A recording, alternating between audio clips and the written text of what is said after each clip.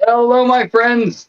Welcome to another very special edition of Live with Lava Sub. We hopefully will be finishing this very strange mask that I've been working on for multiple months at this point. Also very special because we are just 2 days out from my birthday, which I'll be turning 36 it's Tuesday the 3rd, on Friday, the 5th. Which, I have many conflicting thoughts about. I lived most of my life thinking, age not really that important. There's certain certain sectors of our society where it is very important.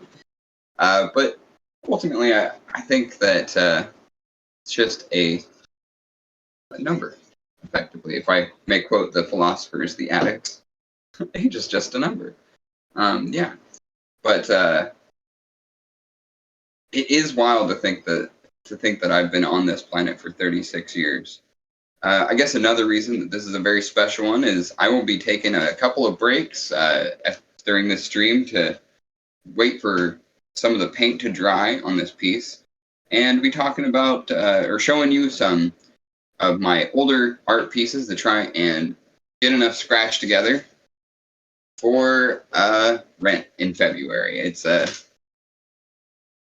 interesting time, my friends. And I could very much use your help in achieving this goal. If you have any ability to do so, no pressure. If you do, you can type !Weston. Do I have that right? !Weston in the chat, and it will take you to all my links, including my Venmo. Hopefully you feel like I have earned a little bit of your payment for my hard work and making this mask come to life over the last couple months, and being here for all of this labor I do. Unfortunately, we have been working hard for the last year at Nerdcrafty to try and make this a financially sustainable thing for all of us, and we're going to keep working at it. Shout out to Sam, my producer, and all the rest of the at Nerdcrafty who do their best to try and make that work. Unfortunately, it's not been the case so far. We're just a burgeoning channel. We're trying to make this happen. And, we're going to keep doing that. But your support means the world to all of us, especially me in trying times. It would mean the world, literally the world to me. I like living indoors is the thing. Call me a privileged little baby, but yeah, this is a serious thing. I like to try and put a fun spin on it, try and put a happy face on for you. But yeah, a very serious situation, and I desperately could use your help. So, anyway, enough of that. I'm going to be painting this mask I have been working on, and hopefully be finishing it today. So we're going to be doing a couple hours at least for this stream. Maybe we're doing one of the longer ones, around 4 hours, to try and get this wrapped up. And as I've said, I'm going to be showing you some of the older work that you are happy to hit my DMs and or in the chat and ask prices for. I guess I said in chat, I'm not going to be 100% able to concentrate on that in the chat today. You're more than happy or more than welcome to ask. I might not have an answer for you right away. But yeah. So, first of all, I just want to point out just how much paint is on this thing. I have put over half a dozen layers on this this mask, all very thick. this mask has changed from a very flat, I guess I would say unremarkable, very plain mask to this very geometric, bug-like, alien kind of aspect into it. I'm really happy with the work that I've done on this so far, and I know I wasn't super happy with these points on the chain. You might see a little bit better in profile. I think they're a little bit rough, and I might actually just cover them entirely and bridge this gap in between the two to try and make it a more kind of trapezoidal shape. We'll see how that goes. Let's get into it. We've learned a lot during this process, not just about how to sculpt paint, using the water to keep it malleable, using different palette knives to make sure I'm getting the shapes and contours that I would like, but as well as like color mixing. But yeah, I've also learned a lot about kind of what this mask is as an art piece trying to say, what I'm trying to say with it. As I've said over and over again, unintentionally. I'm not going into this thinking I want X, Y, or Z out of it. I'm letting this piece evolve naturally, as I do with most of, if not all of, my art. I think that is a process that I really value. I think helps me grow as an artist.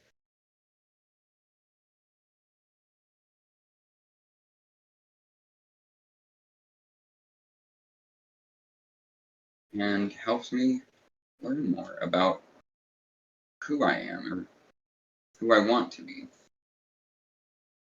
I've said for a long time that I feel like an alien on this planet. I feel like all of the things that I believe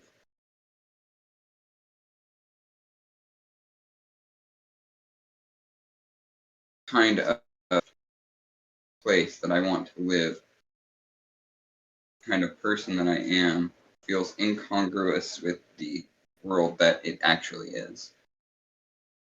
And I think that's a part of what this mask is saying.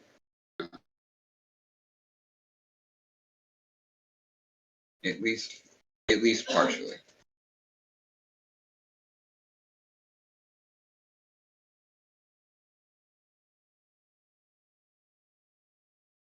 I think that has a fair amount to do with some childhood traumas I endured. But also has a lot with yeah, just my beliefs, my philosophy. I'm very lucky, fortunate that over the course of my life I've found much more.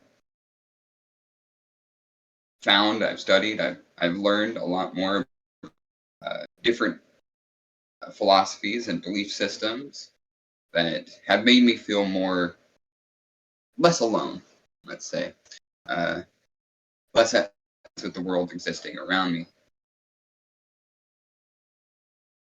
I've also found how much those systems, those philosophies, those ideologies are not valued by the systems that are currently in place.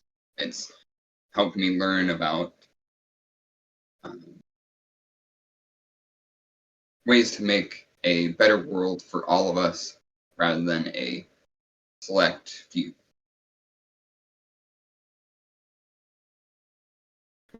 Is prudent in coming to talk about this mask, especially because masks can be worn by anybody. I think the beautiful thing about this mask and many of the masks I've made in the past is that if you feel this way, if you feel like this mask or the words I've said about it over the course of making it that you relate to those feelings, you relate to these ideas, you are able to purchase this mask from me and wear it and feel less alone yourself, possibly. I wouldn't necessarily go out and wear it in public all the time. But I ain't gonna stop you if that's what you want to do. I think it's a beautiful thing.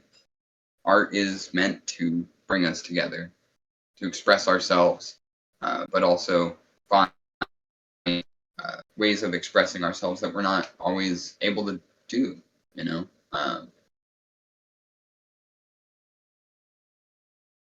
It's a beautiful thing. Anyway, I'm going to throw some more paint on this chin.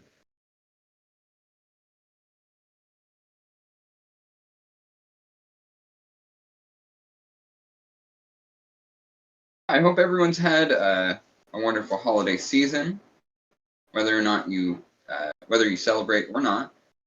You know, I definitely, I've been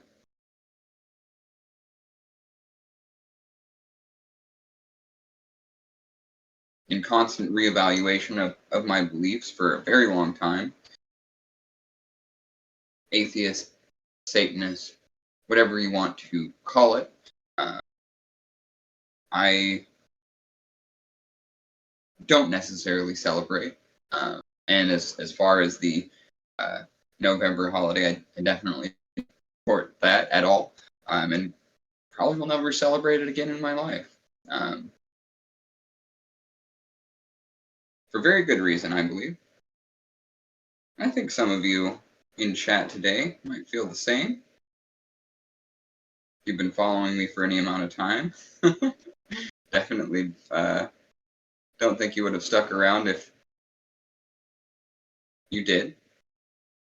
But then again, maybe you did. Maybe you hate watching my program. And if you do, thank you. I value you too. And I think, at least my own personal experience, I don't necessarily do that because I find it kind of a bad use of my time. And there are plenty of people who make content out here in the world, make art that you can find alignment in your beliefs with. And I find find alignment in my beliefs with watching someone I just inherently disagree with, some of the wrong-headed ideas they put out into the world, would be kind of a foolish way to spend my time and also support their very bad, very silly ideas. Matt Walsh, I'm talking about you, scumbag. Stay inside.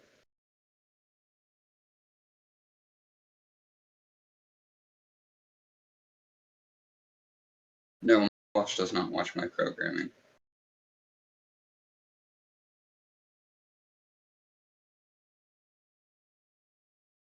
Oh, interesting. Yeah, there's much more flat look to this ornamentation on the chin is pretty interesting. Actually reminds me a little bit of some of the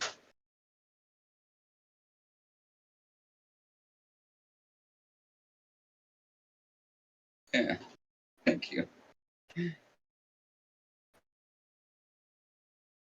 Yeah, thank you. It is a chin. It's a very strange chin, almost like duckbill. I was saying it kind of reminds me of some of the ornamentation we see in ancient Egyptian art. I hadn't really thought about that before I laid the paint down. Kind of interesting.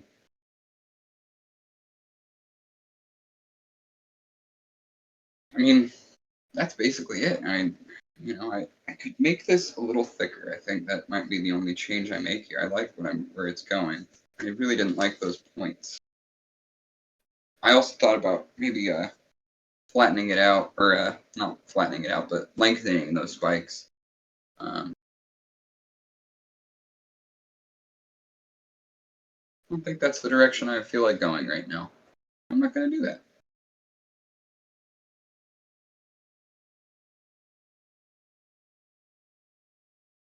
Thanks, Chatter. Thanks for joining. Thanks for commenting.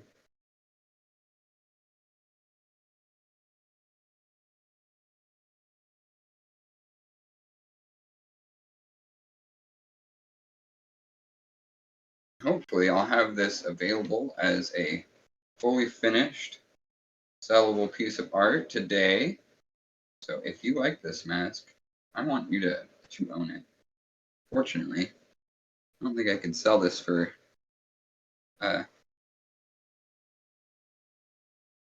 cheap, but I can work out any payment plans to work with where you're at financially, if that's what you could do.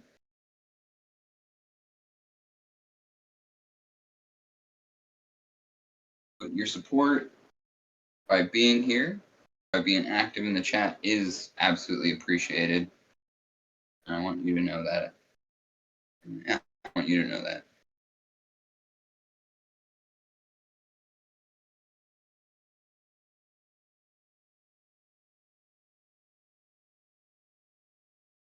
As usual, I can't necessarily see you, who you are in the chat. My fabulous producer, Sam, is reading off your chat to me so that I can communicate with you. Even though I can't necessarily see who you are off the top, Sam has your back and mine as well. Feel free to keep commenting away here.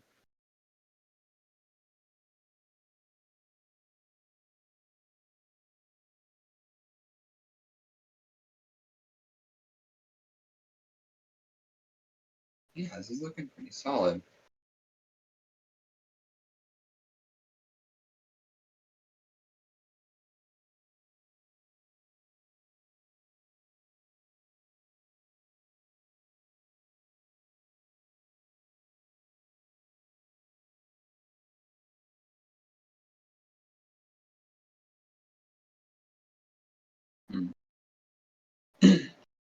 Another interesting thing I learned about this paint in our couple of weeks off for the holidays, that I can actually save it.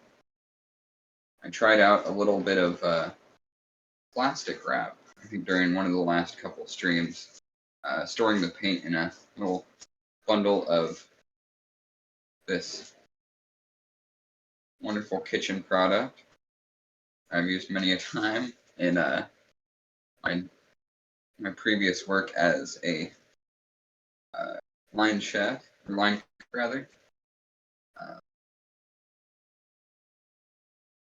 Thought it might work for this, and I gotta tell you, I was pretty surprised when I found out it did.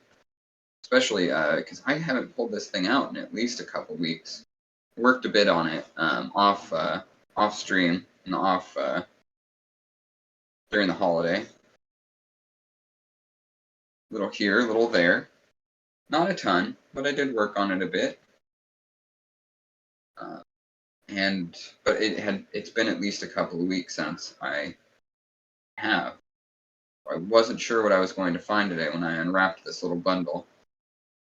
What I found was it's fine. It's great. Might be a little bit more tacky than it was before, but it did not dry. Did not solidify. Yeah, I'm taking it out of the saran wrap now because it's a little bit hard to work on as a palette. You can see I've still got some residue left on it. Maybe we'll pull it out at some point if I need to, but I don't right now. Got more than enough paint, I think, here to finish this up. Put it back on the wax paper that I've been using as palettes. I mean, it is palette paper, but it's wax paper. Another wonderful kitchen implement. So much of the tools you use in a kitchen can absolutely be used in art as well. Brushes, there's the flat knives. In fact, this was a offset spatula that was used in kitchens before I started using it in art. Especially where it comes to like palette knives and things like that. I've used quite a bit of like, I've used forks for texture and things of that nature.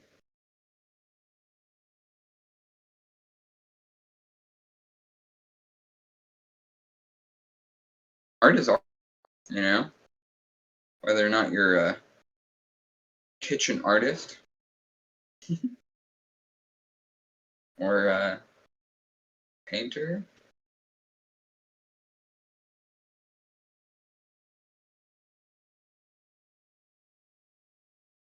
Effectively, they're all used in very similar ways, regardless of what kind of art you're doing.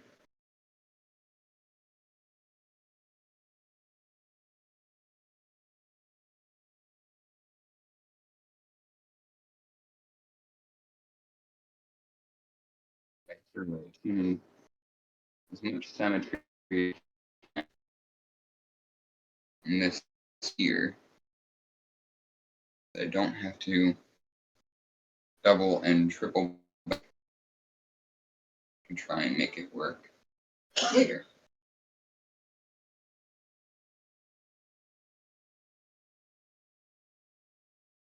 Kind of a wild process. I don't do any sketching for these. I don't do any kind of pre-work. At least none that exists outside of just my own head. So this is all just kind of free-flowing process.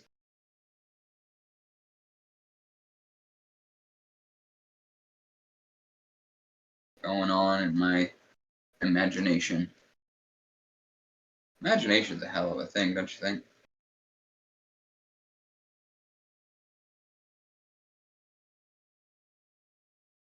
I think it's terrible. One of the terrible tragedies of the world that some people think they've lost their imagination once they hit a certain age. I find that to be fundamentally untrue. Some people just use their imagination for different things as they get older. And that can look it can look like a lot of different things. It can look, as I mentioned, like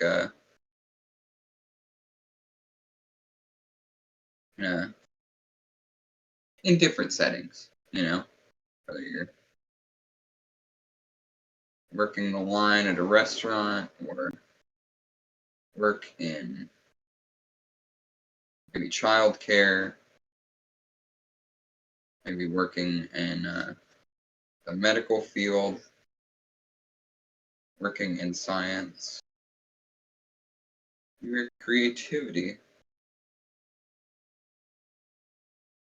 will always need to be activated. See things in new and exciting ways.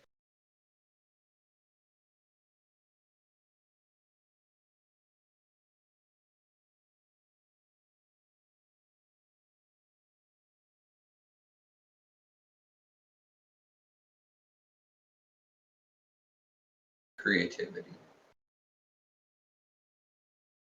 as intentionally or unintentionally as you can.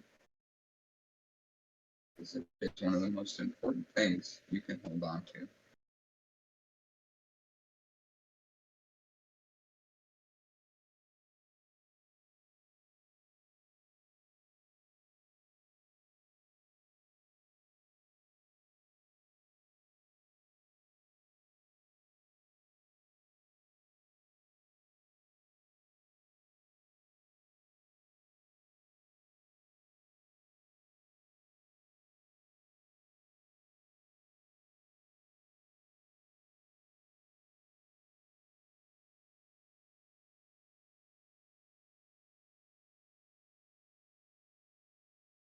Yeah, value your creative process.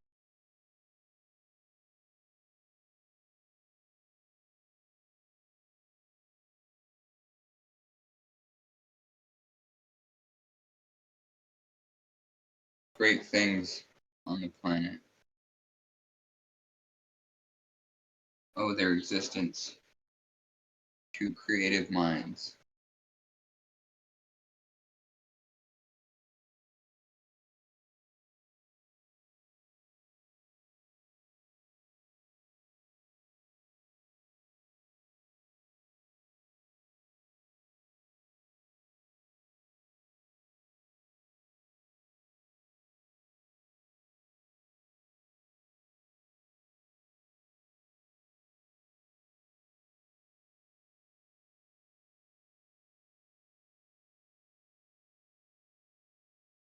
So be careful how that knife work here.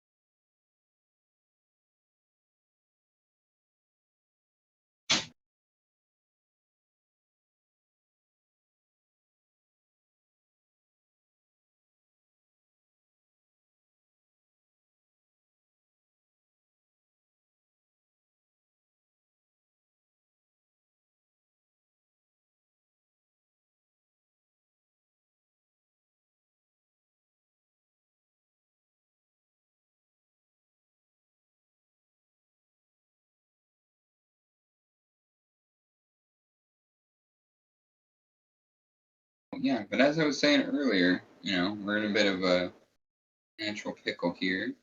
Your support means the world. I like living inside. And I will be live every day on my Instagram this month, my birthday month. Try and sell off some old art, my comic book collection, my Magic the Gathering collection, probably some other stuff I haven't even thought of yet. Try and make rent for the coming month. Who knows?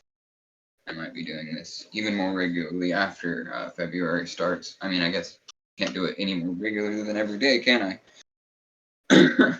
But it might be something I'm doing for the next couple months until we find a little bit of financial stability, me and my partner. Oh, right, clothes. They're selling off a lot of clothing, and you can find that on their Instagram. Into the cat eye.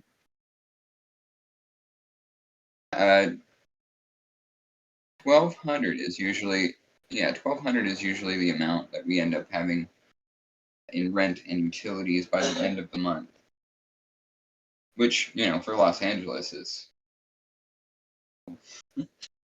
but still,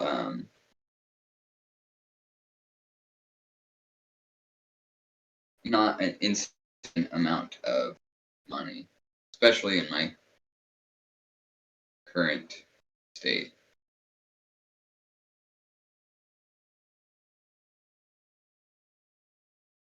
I don't want anyone to feel personally obligated,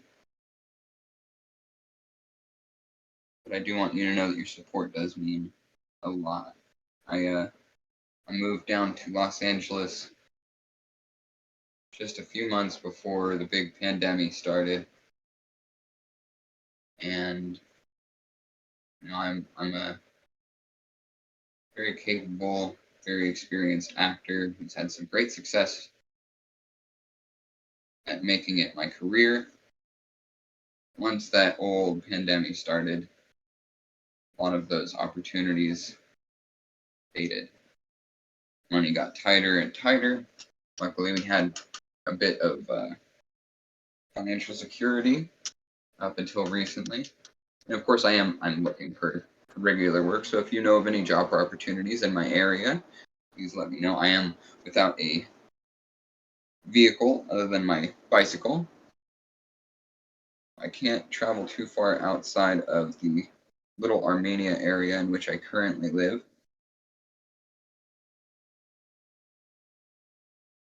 But if it pays, I will travel. That goes doubly for any creative opportunities you might know of, which are rarer, I understand. It is really the only thing I'm good at or able to do for any prolonged period of time. I've had a lot of different day jobs in a lot of different fields. I worked car service, in kitchens, worked in sale.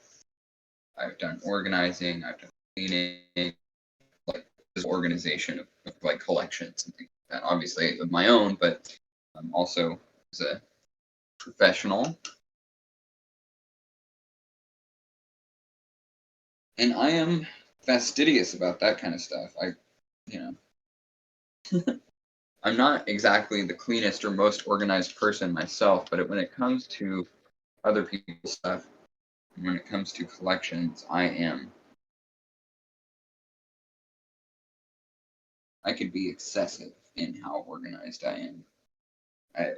If we do a whole Magic the Gathering stream at one point, and I'll show you just how wild I get at organizing my cards, because then you will see exactly what I mean.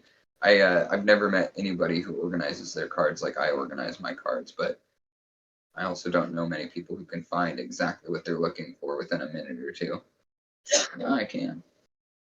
Not that I'm bragging, just I wouldn't even recommend it to anybody. If you're looking for a way to organize your cards, but I will do it for you. One of the many services I offer. If that is something that interests you, yeah, hit me in my DMs. I have a whole system that is very easy to understand, not easy to implement, but definitely gives you the benefit of knowing where all things are at all times. And I will even go as far as do something I never even do for myself, which is give you a written reference of where to find things. I don't think it's necessary, not for me anyway, but I could definitely see how other folks would like that. One of the many services I offer. Actually, I have done a little bit of like organization work that isn't organizing collections, if you know what I mean. But that's not something that actually pays me. So, and I haven't, it's not like I, ever been like, it's just assisting other folks.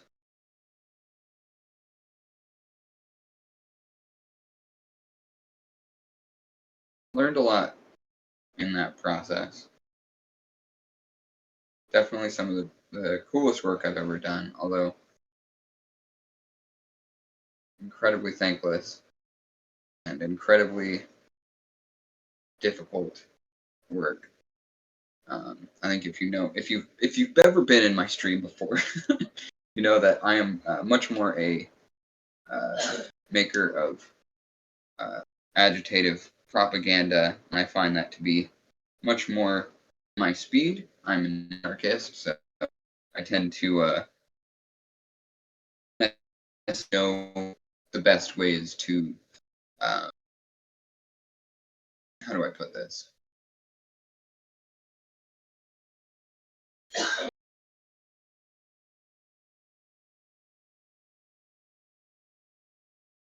My focus is usually on agitating. I'm not necessarily able to give prescriptions or realistic ways to fix things, especially because my perspective is so outside the the relative norms of our society, that prescribing some of the beliefs that I hold aren't going to necessarily be something that we can affect the change in quickly or readily. There's a lot of work that needs to be done in forming and spreading that information far and wide before a lot of those changes can be implemented into our society. And I'm, of course, not alone. There's plenty of people who know much more about theory than I do. It's something that I believe in all my heart, that a better world is possible. A more egalitarian world is possible. I'll always recommend reading the works of the socialist and communist civil rights leaders of Americans, as well as the philosophers like Marx and Kropotkin and Goldman, etc. I would be a person without them. My life would look a lot different. My perspective would be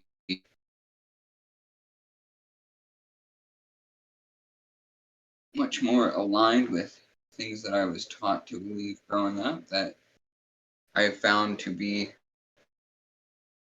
well, for lack of a better word, fucking wrong.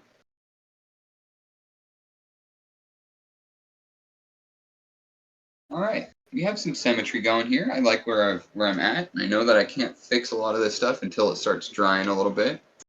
Give you a little peek where we're at with that. Let me take a look myself. Yes, yes. We like this. You know what? What I'm gonna do, I'm actually gonna keep adding paint to this. I'm done. No, I'm not. Literally that quickly.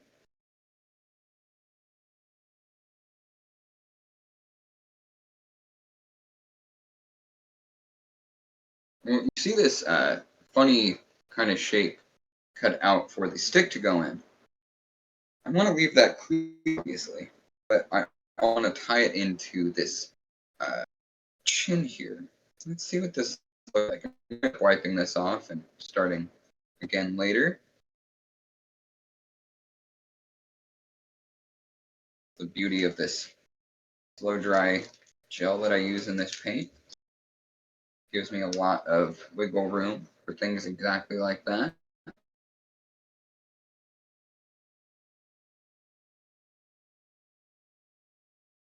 There's something here. And like I said, you know, I don't plan these things. I just let them happen. So sometimes I love what happens, and sometimes I'm like, oh, time to pretend that never happened at all.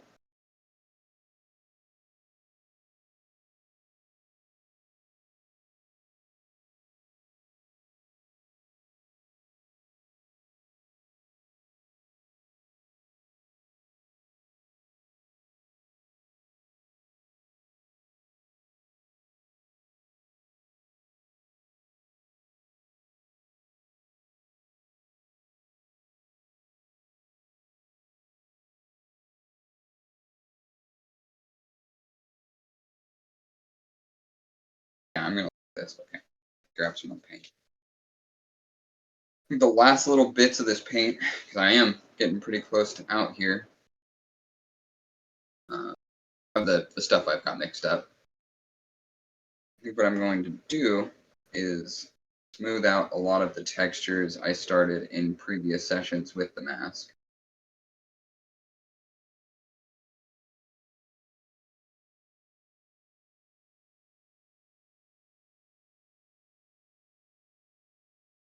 Mostly applying with a brush, but I think in the next few hours, we'll definitely get to the point where I am putting finishing touches on exactly like that.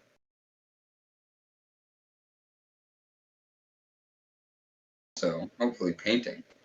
Got a little bit of gold, acrylic paint, as well as copper, I've got a couple of bags here to my left, full of different colors of paint.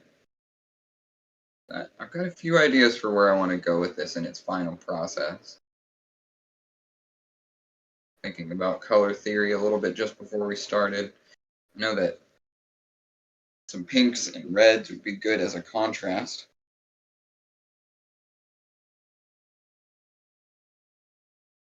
But also might want to not create a lot of contrast and more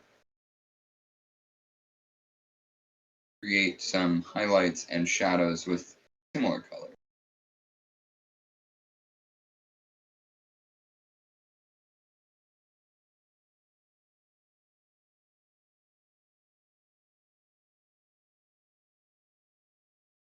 Let me see what the stick looks like in here now. Gotta be really careful not to wipe off all this paint. That's gonna fit just fine. I think I realized that especially with like gold, copper on top, it'll look kind of like rust, this green hue. You know how once it oxidizes, it goes through a process of color changing, and this kind of turquoisey blue-green that I've got all over this mask. The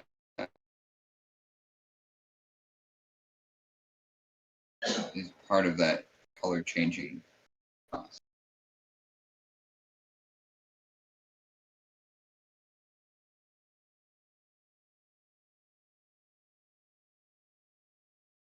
Ooh, okay.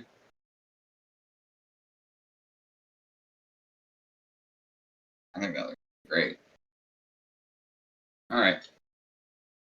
Oh, damn. That happened quick.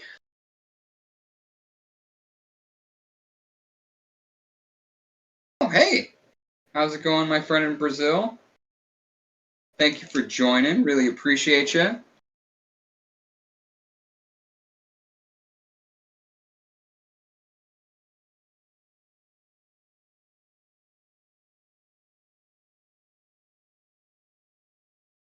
To answer your question, I'm pretty well, although you know, financially a bit of a struggle. You can find ways to help me by buying some of my art or supporting me directly through Venmo.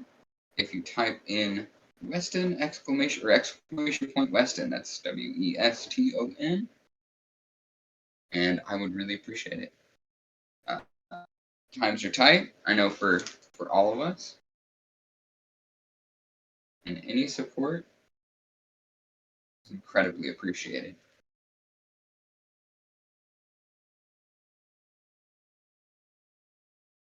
Oh, beautiful. My producer Sam has just reminded me that we've got my Venmo and my Instagram where you can DM for more information about pricing on the work I've done, as well as some streams that I have done through Instagram over the last couple of days that show you some that is available for sale, and as well as some of the collections, comic books that I have for sale. I'm going to be going live on Instagram every day to try and more of that sold to help me out of this jam that I currently find myself in. As I said, any support you can offer would be very graciously appreciated, but not expected. I don't want you to feel any pressure, but if you have the means to do so, it would mean the world to me. It would means the world to me. I'm clever.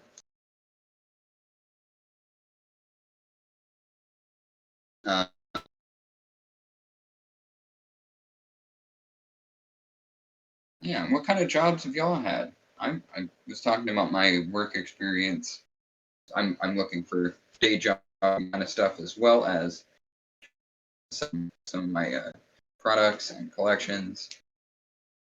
Worked in car service, worked in kitchens, did organizing, etc.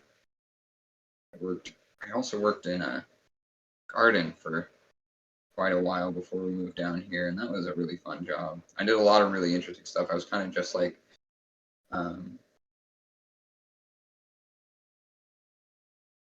all-purpose or multi-purpose worker that garden. I did a lot of fetching of orders, driving around heavy machinery, as well as building greenhouses and planting starters and things like that. Very fulfilling job, but the people there, man, were not exactly my favorite. But I would love to do more of that work again. Get outside, feel the dirt in my fingernails. Oh, I love it. I really do. I always thought growing up that I didn't know how to do stuff like that. Never thought I would have a green thumb. But as it turns out, everyone can have a green thumb if they know what they're doing. There's no luck or magic in that process. All fairly scientific. There's plenty of information out there if it's something that you are interested in learning. I gotta tell you, it's definitely one of the coolest things I've ever done as a job. Made me feel much more in touch with myself. It gave me a lot of confidence in my physical body, put me back in that body in a lot of ways. I worked a lot of kitchen jobs before that, and as manual as that labor might be, it is very disassociative. At least it was for me. Especially I was alone. I wasn't like planning a menu or anything like that, which can be a very creative process. But a lot of my work was just chopping potatoes or carrots, or I worked at a vegan and vegetarian restaurant, so a lot of just head down, cut, head down, cut. Not much of a creative process there. A lot of arguing. No.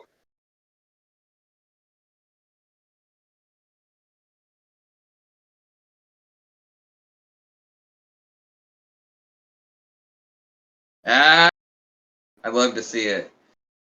You know, it was really funny. I watch a lot of the fights. I'm a big combat sports fan.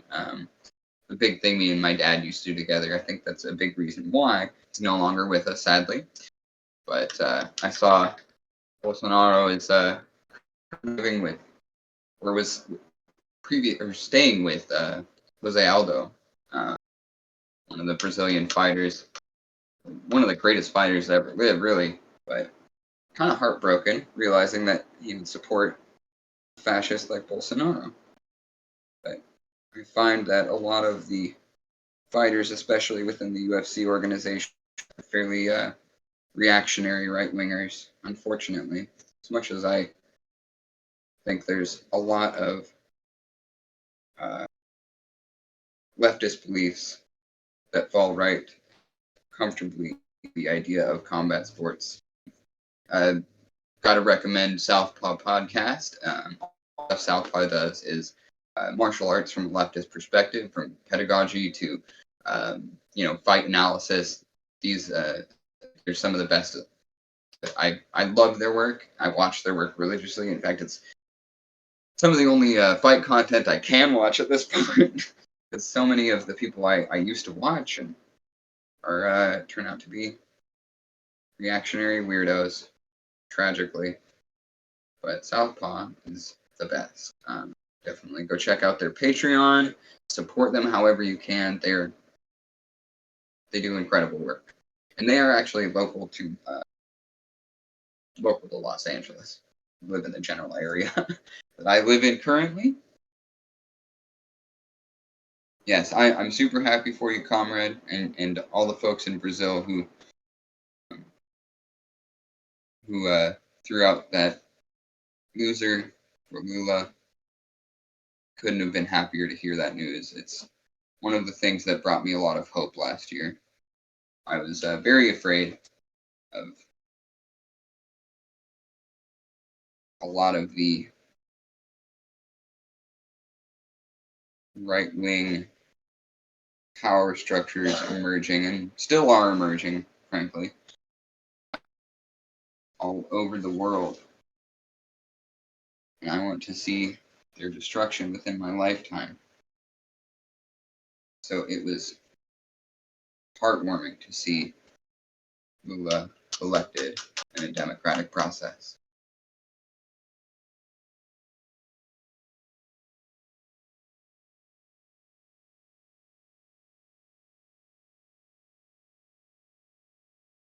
Yeah, absolutely. Absolutely. Of course it's Florida. Of course it's Florida. Yeah. You know, it's too bad. I've been to Florida a couple of times, and it's a beautiful place. It is practically paradise. And it's just so terrible that um, it's being used and abused by so many horrendous people that are in power there.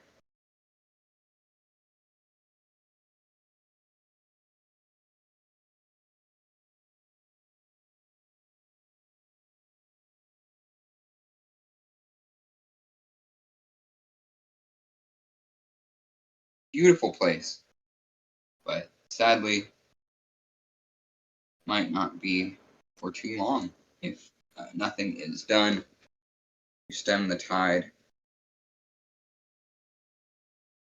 Encroaching climate apocalypse facing that we face on this planet.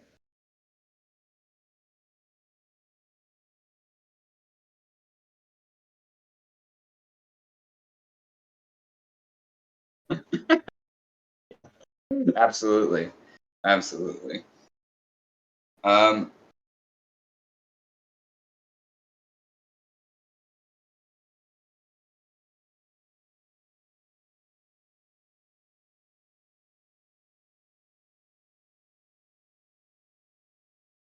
Hilarious way to put it.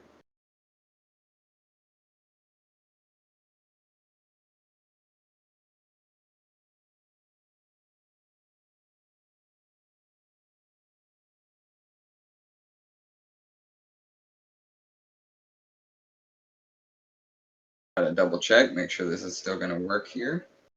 Be very careful as I do it. All right, I might need to clear a little space because it's starting to get a little bit crowded.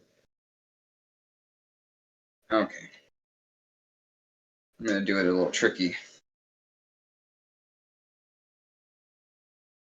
Pounding on the back, force that paint forward.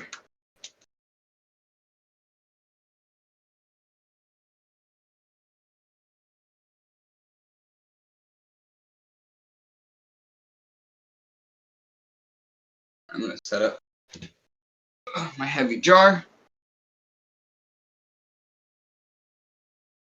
Flip it around for y'all. Can access this way as well. Oopsie.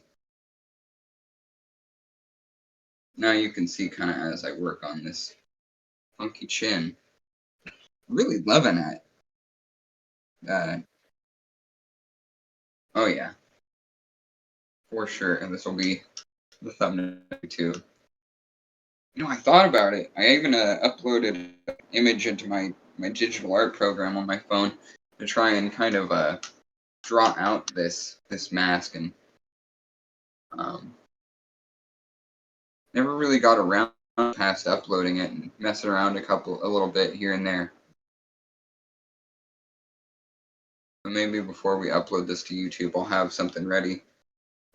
Maybe draw a whole weird, funky body to go along with this mask.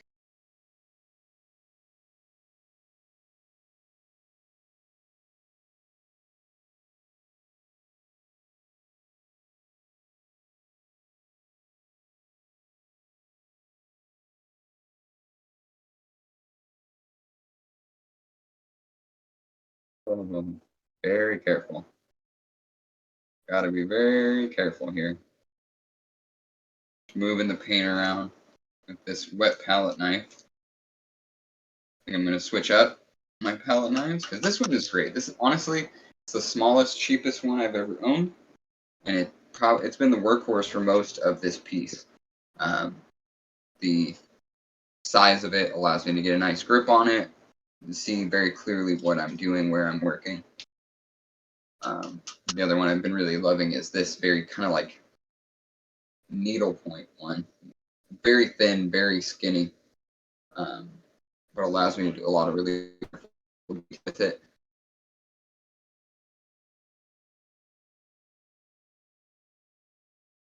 Funny because I hadn't really used it before I started working on this piece.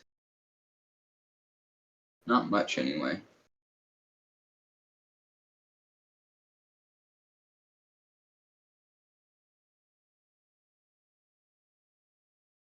Yeah, wet palette knife has done so much work on this piece. Yeah, it's important that it's wet because it helps the paint not adhere to the surface of the palette knife. This paint is so tacky, so sticky, that the paint will start adhering itself to the palette knife itself and start the wetter paint I'm applying will start pulling off the paint that I've applied the mask directly. So getting it wet helps it kind of glide right off.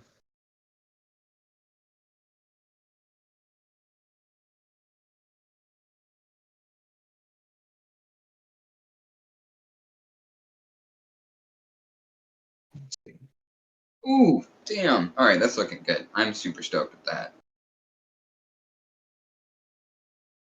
Some of these peaks down, flush with the rest of it. And I think I can move on. I'm going to need to wait for this to dry.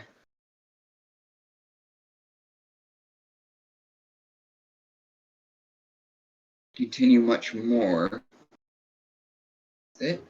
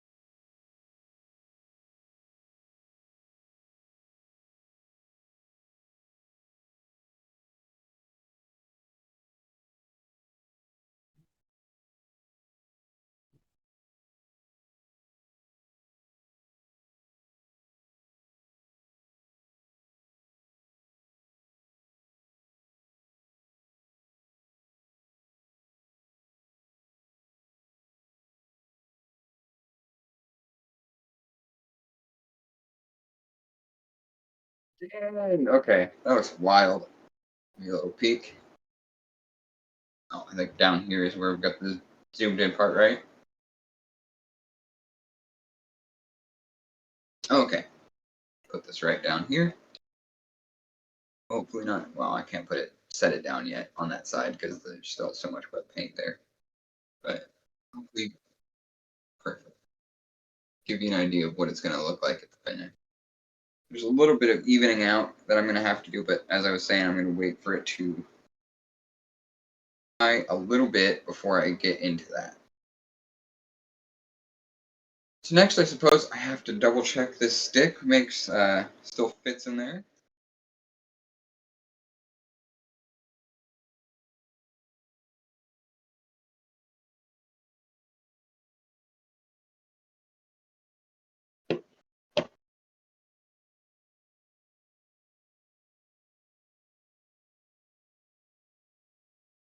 Up a little bit. That's okay. Mistakes are all part of the process, isn't it?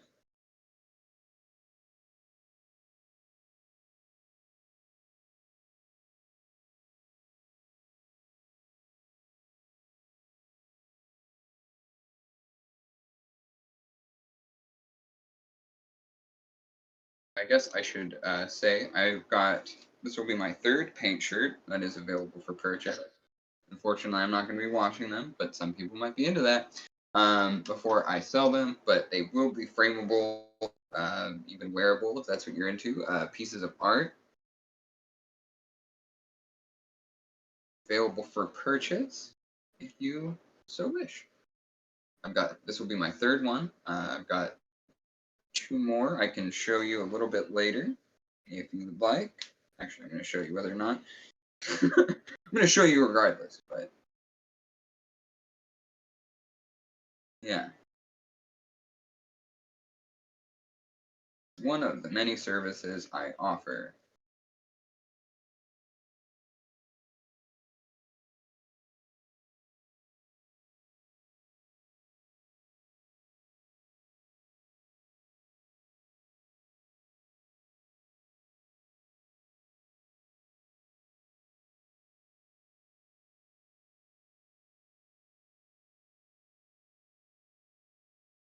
Just some of the shapes I made here to accommodate the stick where the mask will go in. Eventually, I will glue it in so that it's not going anywhere.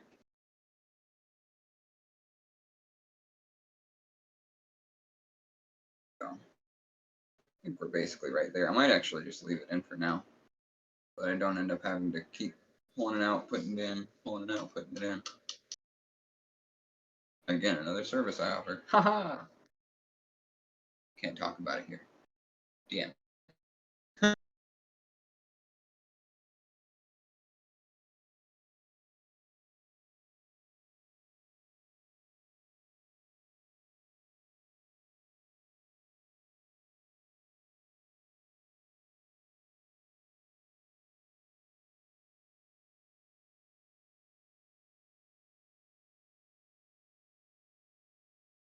Sometimes I wonder if I do too many things.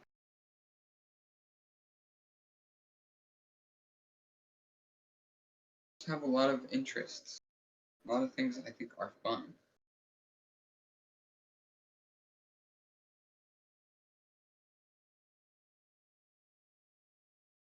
And we live in a world where we have to monetize our fun. We don't want to have terrible, horrible jobs that give us anxiety and make us want to not be here, for a creative euphemism, for how I felt at most everyday job I've had.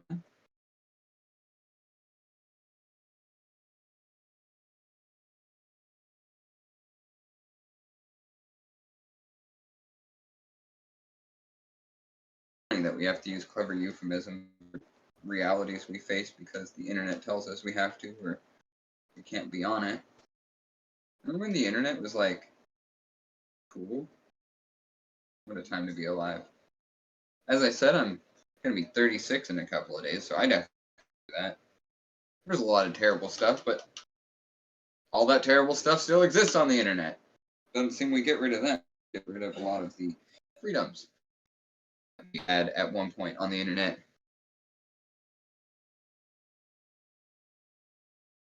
While all of the really terrible stuff just gets to hang around and continue being absolutely the fucking worst. Pretty shit deal, really, if you think about it.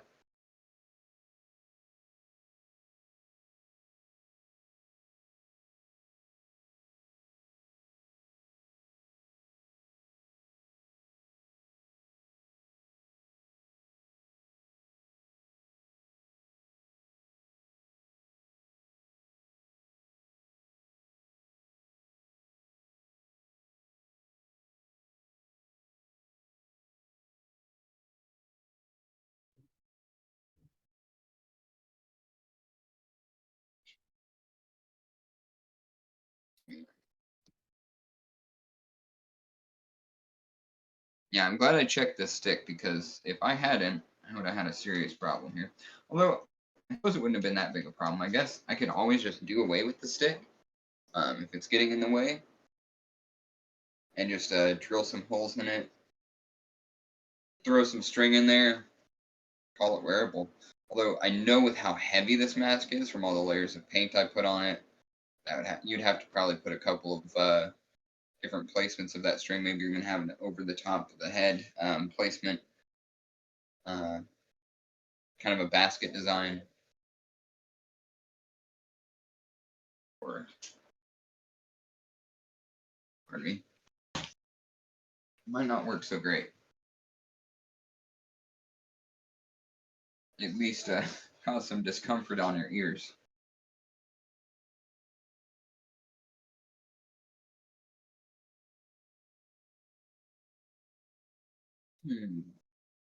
We had such nice symmetry.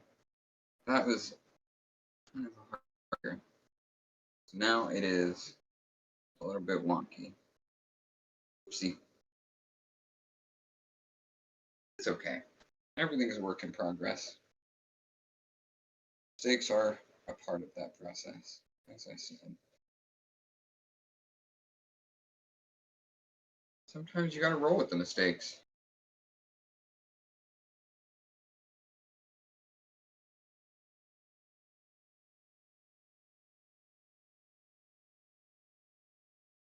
Dumbass.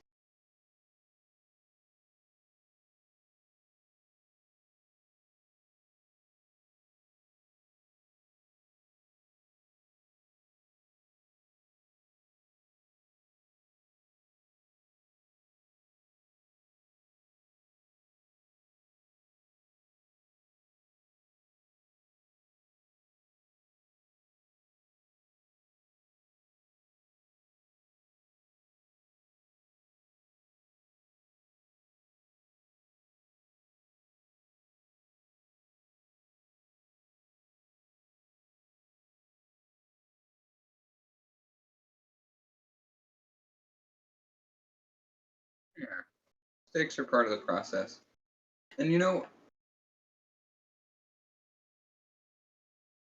I'm having so much fun with this piece. It doesn't really matter if I make mistakes. I'm having a blast. I appreciate you all for out with me while I this very strange creation.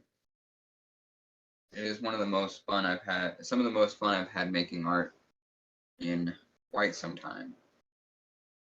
And yeah, if you're having fun watching me make it, a little support goes a long way. You know, anything that you can throw my direction means a lot to me, especially at the moment. Even if it's a dollar, even if it's, you know, just a couple bucks, you know, whatever you can will really help me and my partner stay living indoors, which I've grown quite accustomed to doing. I would like to continue doing that. Um, if you want to purchase things to make sure that to feel like you know that money isn't just going somewhere for nothing, I totally understand, can respect that, and have plenty of things to offer for sale, art to collections to spicy content.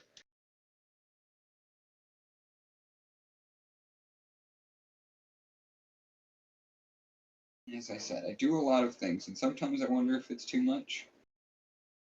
But the things I enjoy doing, spicy stuff, has been some of the most fun I've had making work, doing work in my lifetime. Maybe it's something I should consider more as a pursuing more as a full-time career. It is intensely difficult work. Uh, Even if you're enjoying it, it's not for everyone, you know. And in my experience, it's been, uh, and in the with the conversations I've had with other people who do that kind of labor, it is very, very difficult by all accounts. People have an easy time doing it, whether it's uh, religious or familial or any number of come along with it. They do exist, and they are, frankly, unnecessary difficulties that we face doing that kind of work. Born out of some very troubling belief systems and bastardizations of some belief systems as well. After all, Jesus was friends with Mary Magdalene.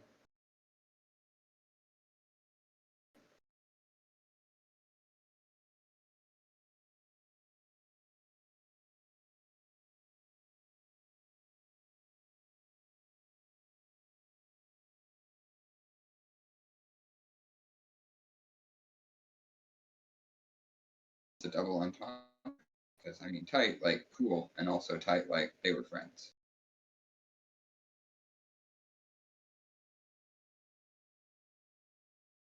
You know, if you believe that stuff. As I mentioned earlier, it's not necessarily my belief system.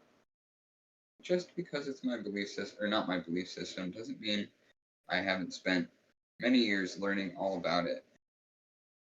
I was in Sunday school for most of my life. Well, I guess that's inaccurate. I'm 36 years old. I only did that for a small period of my younger life. But nonetheless, I did learn quite a bit. And that learning didn't stop when I got kicked out. For playing. That's what I got kicked out for. You're all during free play. Me and a friend were pretending to be animals, and I mimicked the raising of a leg that dogs tend to do when they go potty. And the people running that school were really upset about that for some reason. I still don't really understand. I think they were just dumb. I don't have really another answer, except for just bad brain bad.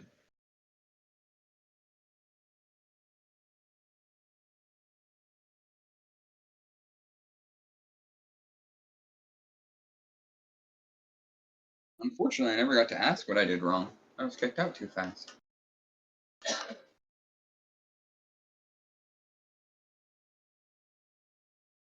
I don't think they would have given me an honest answer anyway. Yeah, no, certainly. I have my guesses. That's definitely one of them.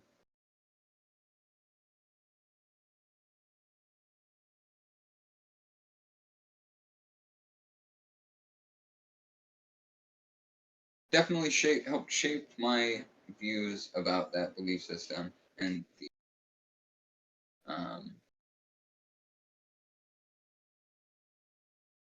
ways it tries to tell children to exist that are functionally incongruous with humanity.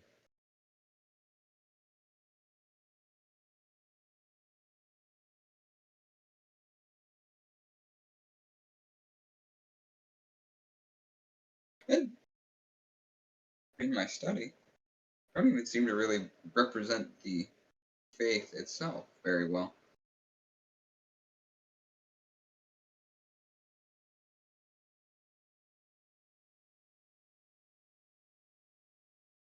I think I removed a little too much paint. We're going to put some more on here. The process of shaping does require me to remove quite a bit of paint that I apply. That's just the nature of the beast here. Luckily, not difficult to put paint on things. Only difficult making that paint do what you want it to do. Anybody who's ever painted knows exactly what I'm talking about.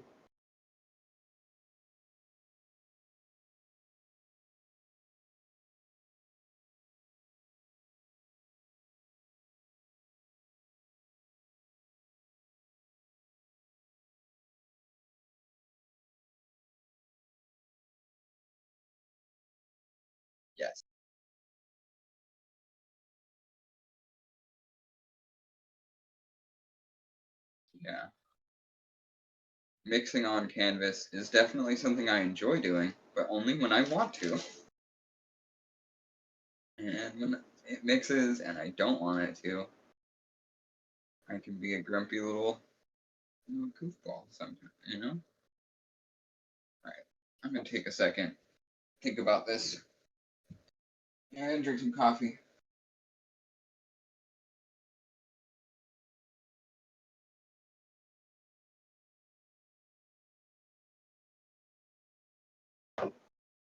Probably pound it. What time is it? 4:30? Yeah. Probably just drink the rest of that now before it gets too late for me to drink coffee. Cause I drink coffee, but if I drink it past 5 o'clock, I go a little bit crazy. Turn into a I need a little more light. Yeah. As it gets darker, this piece I wants to be hit very flat. And unfortunately, I don't have the capability of doing that yet. I have a. I'll show you. This is my light.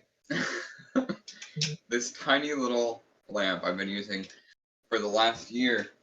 It's got a bunch of LEDs set into it. But that's been my. Actually, that's been my light for art for years now.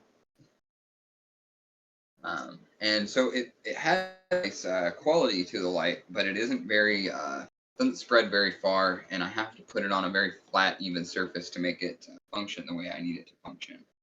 Even like putting it closer to here. You know, interesting story about that one. That lamp was given to me by the prop master of the feature film I worked on in 2017, 18, I think, Donovan Reed. A independent feature that I was is some of the most proud of any of the work I've done in my life. Really wonderful movie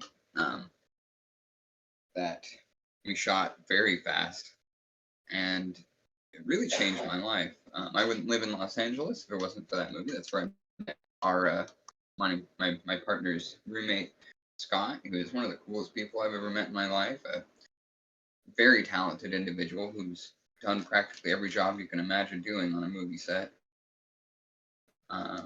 Very supportive human being, really great dude. And you can see Scott in an episode of You Awaken in a Strange Place we played together on Nerdcrafty. If you go to our YouTube channel at Nerdcrafty Network on YouTube, I think Sam will probably drop a link to that if you want to find it a little easier. But yeah, incredibly talented actor, writer, director, and I don't know if I can talk about it yet, but I will tell you, we have another project we're going to be working on together again. And then coming months of this year, something that Scott's been working on for a very long time. Very cool piece of fiction. I'm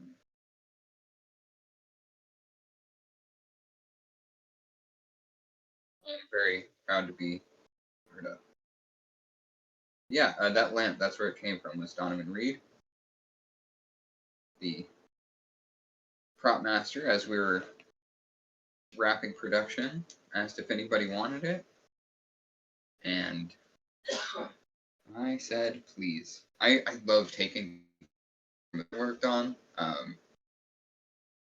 You know, I have a little bit of hoarder tendencies as well as nostalgia tendencies.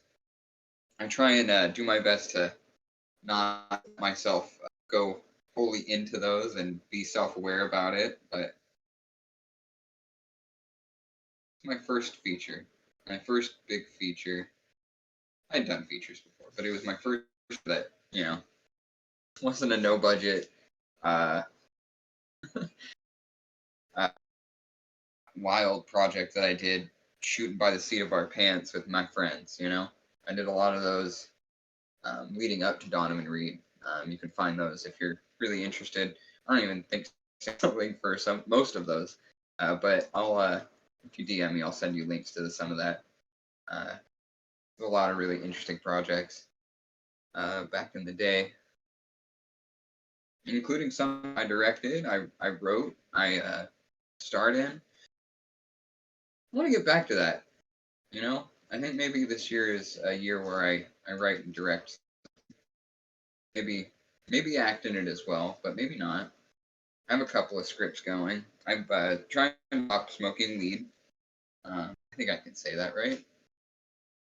Anyway, I'm trying to stop smoking, and it means that I've been having dreams again.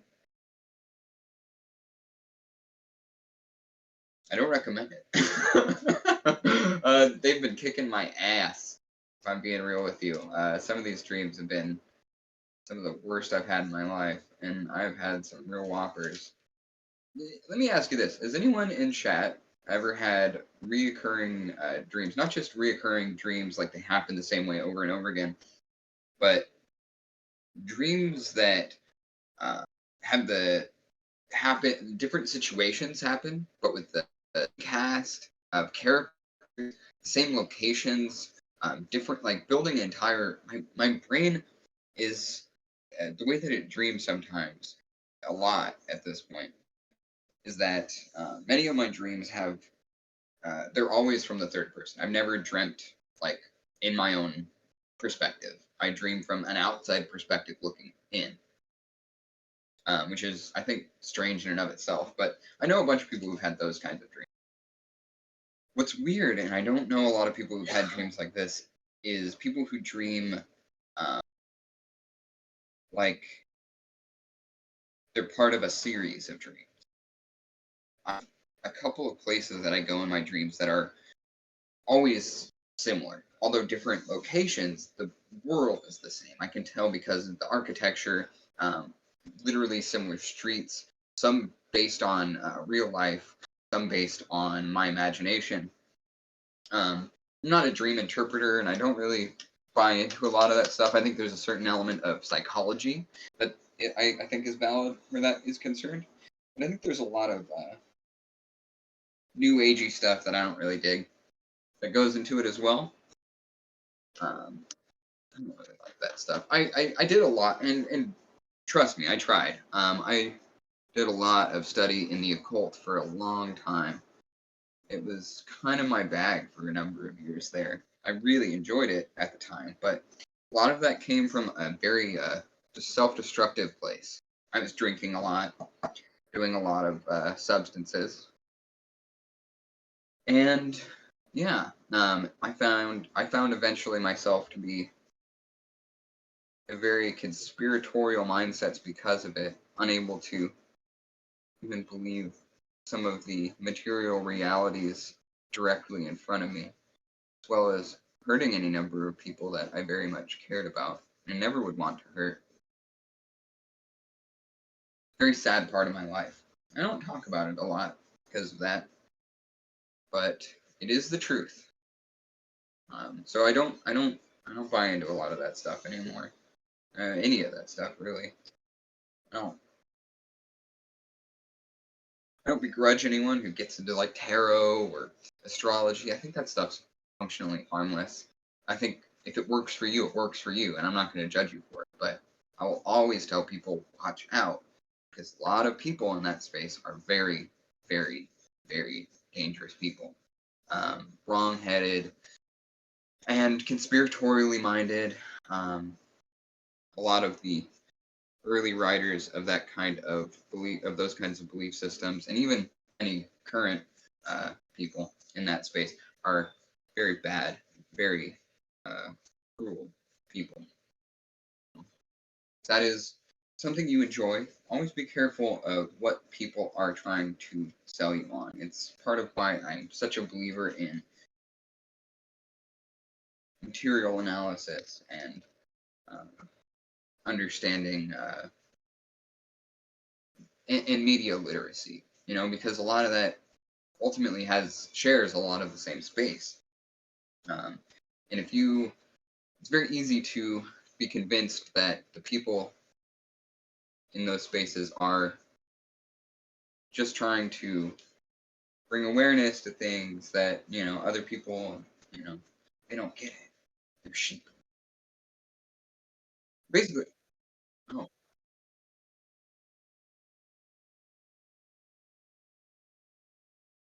precisely. Yeah, absolutely.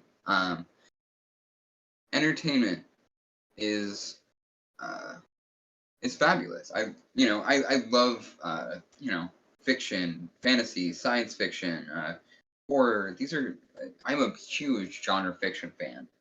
Um, but yes, absolutely, you have to be aware of where and who it's coming from because yeah, depending on who you read, you could be falling into some traps, as I would call them. Very dangerous territory.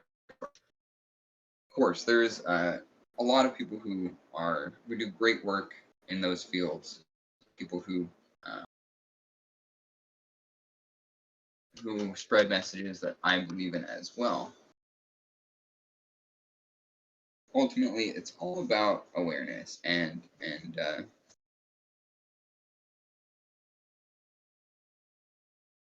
media literacy. Yeah, I think it's something that is undervalued, not necessarily taught in the ways that it should be, especially in the United States.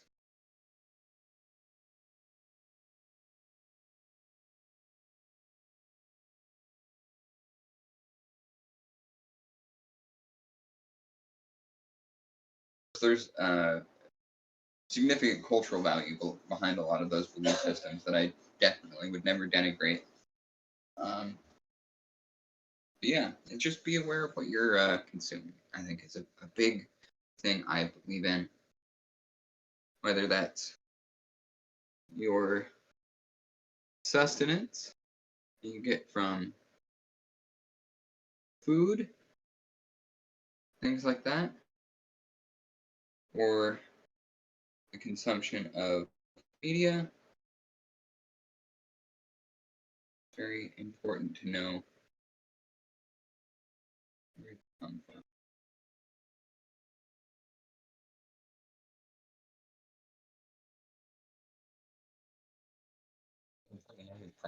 Damn, I learned something really wild before the stream today. I haven't necessarily had a chance to 100,000% confirm this, but from a reliable source, um, yeah, about some very famous celebrities in our current media who are still beneficiaries of enslavement across the globe, at least familially, if not truly. Um, I think these are things that I am very glad are being talked about because there was a long time where they were not discussed at all. But yeah, I didn't know Benedict Cumberbatch's family may end up having to pay reparations to formerly enslaved people in Barbados. Pretty sad. Although it's kind of funny. The couple where I found that out, I made a post. It was Christmas recently, and my family is up north in California, so I don't get to see them during the holidays. Which, as I said, it's not like these aren't things I believe in, but I think we're hardwired as people. I think I've said this on stream before, but we're hardwired as people to want to be around our loved ones, our families, chosen or otherwise, during these times of the year. It's cold. We want warm food and the comfort of our loved ones. So it's hard sometimes not being around them. And I do like to start some shit. I don't always agree with my blood family, even my chosen family, if I'm being honest. So I made this TikTok about like just kind of silly. I didn't mean anything by it at the time, but it was basically just like, I'm not around my family this holiday. I don't really get to talk like I usually do to them. So I wanted to get on here and say, you what? You really think Benedict Cumberbatch is a good Doctor Strange? Come on! Because I don't think he was ever a good Doctor Strange. But that's just my silly little, that was just my silly little opinion. My silly little holiday joke where I would, normally start conflict over silly things like that during the holidays just because, I don't know, it's fun. It's something I'm passionate about. I like comic books. I like these characters very much. And, I never really was a big fan of Benedict Cumberbatch. I think, sure, talent, but talent doesn't mean jack shit to me, personally. I don't really care about talent. I care about impact much more than intent. I care about what you're saying rather than how you're saying it, And I think for a lot of very talented people, they're not very good people, and they tend to be beneficiaries of some incredible privileges that most of us will never be, never benefit from. As an actor, someone who's been in the arts for a very long time, most of my life. I've been acting since I was 3, 4 years old. Professionally since I was 7, 6. Yeah, what you learn by being part of the arts is that most people in it, and it's finally getting talked about more, are beneficiaries of incredible privilege, and most normal people like you and me probably will never get those kind of opportunities that they will continually get over and over again, no matter how pointless their work is, no matter how poorly they do at it. Oh, 1 second, I gotta charge my phone. Just a moment. But yeah, it was a hot take about Benedict Cumberbatch. Because I don't really love him as an actor. But as it turns out, there's a very serious material issue with his beneficiary, the status as a beneficiary of the labor of formerly enslaved people. Which, unfortunately, there's not enough awareness around. I think nepotism is another thing that's been coming up a lot lately. And it's great to see a lot of that being spoken out against and confronted directly.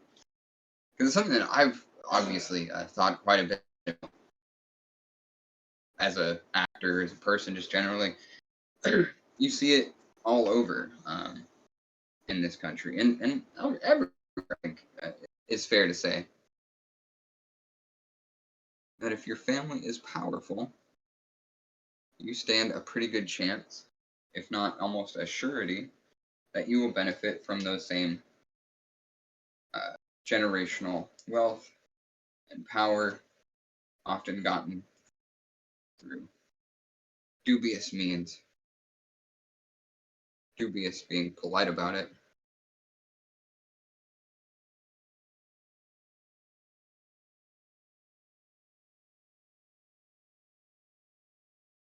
Notice that there's a pretty big lack of accountability for those people. Even in the work that they do,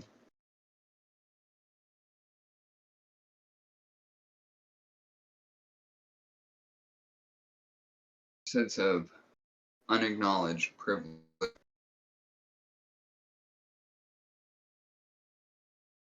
to the art they create. Makes me think of a recent episode of the Willow series, which up until very recently, unfortunately, if you haven't heard yet, I will not be continuing the podcast for the Willow series. I'm so sorry if it's something you've been enjoying. you know, it's something that I was enjoying very much as well, especially before the series came out. But during the course of the series, there was some very troubling narrative uh, storytelling. I was very much against being used by white writers, directors, showrunners, that they're using as narrative tools. But they're real life things that affect real life people, and this is a fantasy show. And there's of uh, understanding I have for those kinds of things in fiction, especially in fantasy. I think ultimately, most fiction is trying to find a way to talk about real life things that we experience, but um, I think it's irresponsible uh, without uh, a lot of understanding from the communities from which are pulling these narrative tropes or real life realities that people faced within, uh, you know, a generation even of your family. I think it's irresponsible to use those devices without a lot of study and understanding from the communities that were affected by that. In regards to Willow, that was an episode they did recently that actually last couple episodes were pretty messy, pretty rough.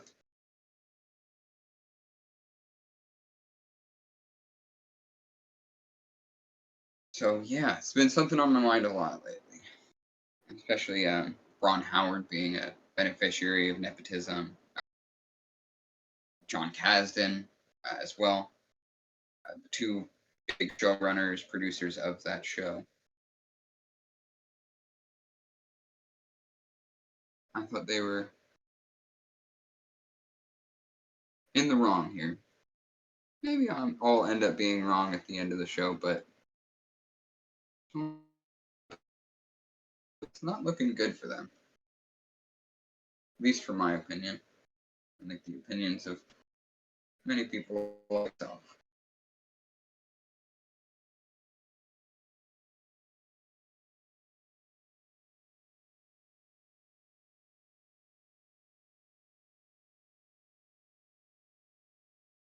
I'm not one to yuck others' yums. You know, if you enjoy something, as long as you understand the issues that come up in it, I think that's fine. If you wanna like something problematic, in fact, I mean, there's plenty of stuff that I do enjoy that has a lot of issues in it. I mean, I'm a big fan of Conan the Barbarian, and if you've ever read any of Bob Howard's Conan stories, you know that there are no shortage of issues in those books.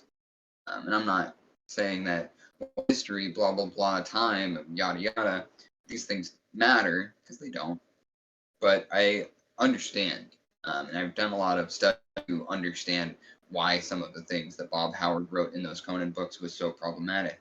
Um, and I think as long as we understand these themes and these things, these concepts that they put forth in these stories, uh, I think it's sustainable if you want to keep enjoying them for the other reasons that they exist. I think uh, Bob Howard's prose is something that is this kind of brutal narrative poetry that really hard to find a match for. That he was a race scientist and eugenicist and uh, what's the other one? The where you think the size of your head means things. I can't remember the name of it. Freneticist? Yeah, okay. Thank you, Sam. Yeah, I think that shit's fucking weird and obviously. I'm glad that science agrees with me there. Uh, Not to mention his relationship to the very racist H.P. Lovecraft. But yeah, like great example of using a lot of these people's work for good is like Del Toro. Guillermo del Toro almost always includes elements of Lovecraftian eldritch horror in his work, with the understanding that these races aren't anything we need to continue with. Obviously, Del Toro's figured out a way to make that kind of fiction, in fact, anti-racist in many cases, and spread awareness of social issues. I think that is a really beautiful way to subvert the work of a horrible racist man and make it something that is art and beautiful and speaking truth to some very wrong-headed, messed up beliefs that only serve to further marginalize people who are already living on the margins of our society. Always shouts out to Delta, one of the absolute greatest to ever make film, to put things on celluloid. And I'll always appreciate his work. If you haven't seen the new Pinocchio, I cannot recommend it enough. One of the greatest things I've ever seen. One of the best stop motion films I've ever seen in my life, and I am a huge fan of stop motion. Yeah, keep Anti-Pinocchio has some very strong anti-fascist messaging in it. I think was for a very specific reason. We don't have to get into that right now, though. Keep getting distracted from this work. Not that these are more important than me just throwing paint at a mask. I think they're much more important, but yeah, unless you want to continue talking about it, you let me know in chat. I'll just keep working on this stuff. I'm more than happy to talk more about that if that's what you want.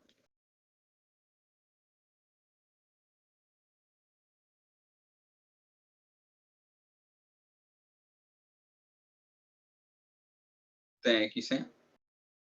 Yeah, Sam reminding me that I planned on setting aside some time to show some of the work that I am selling. Yeah, we'll actually get into that pretty quick here. I do need to wait for this to dry a little bit before I continue molding it, shaping it, set this up off to the side here. And I'm going to take a quick bathroom break. When I come back, when I come back, I will show you some of my previous work that is for sale. And yeah, so stick around. I'll be back in just a few.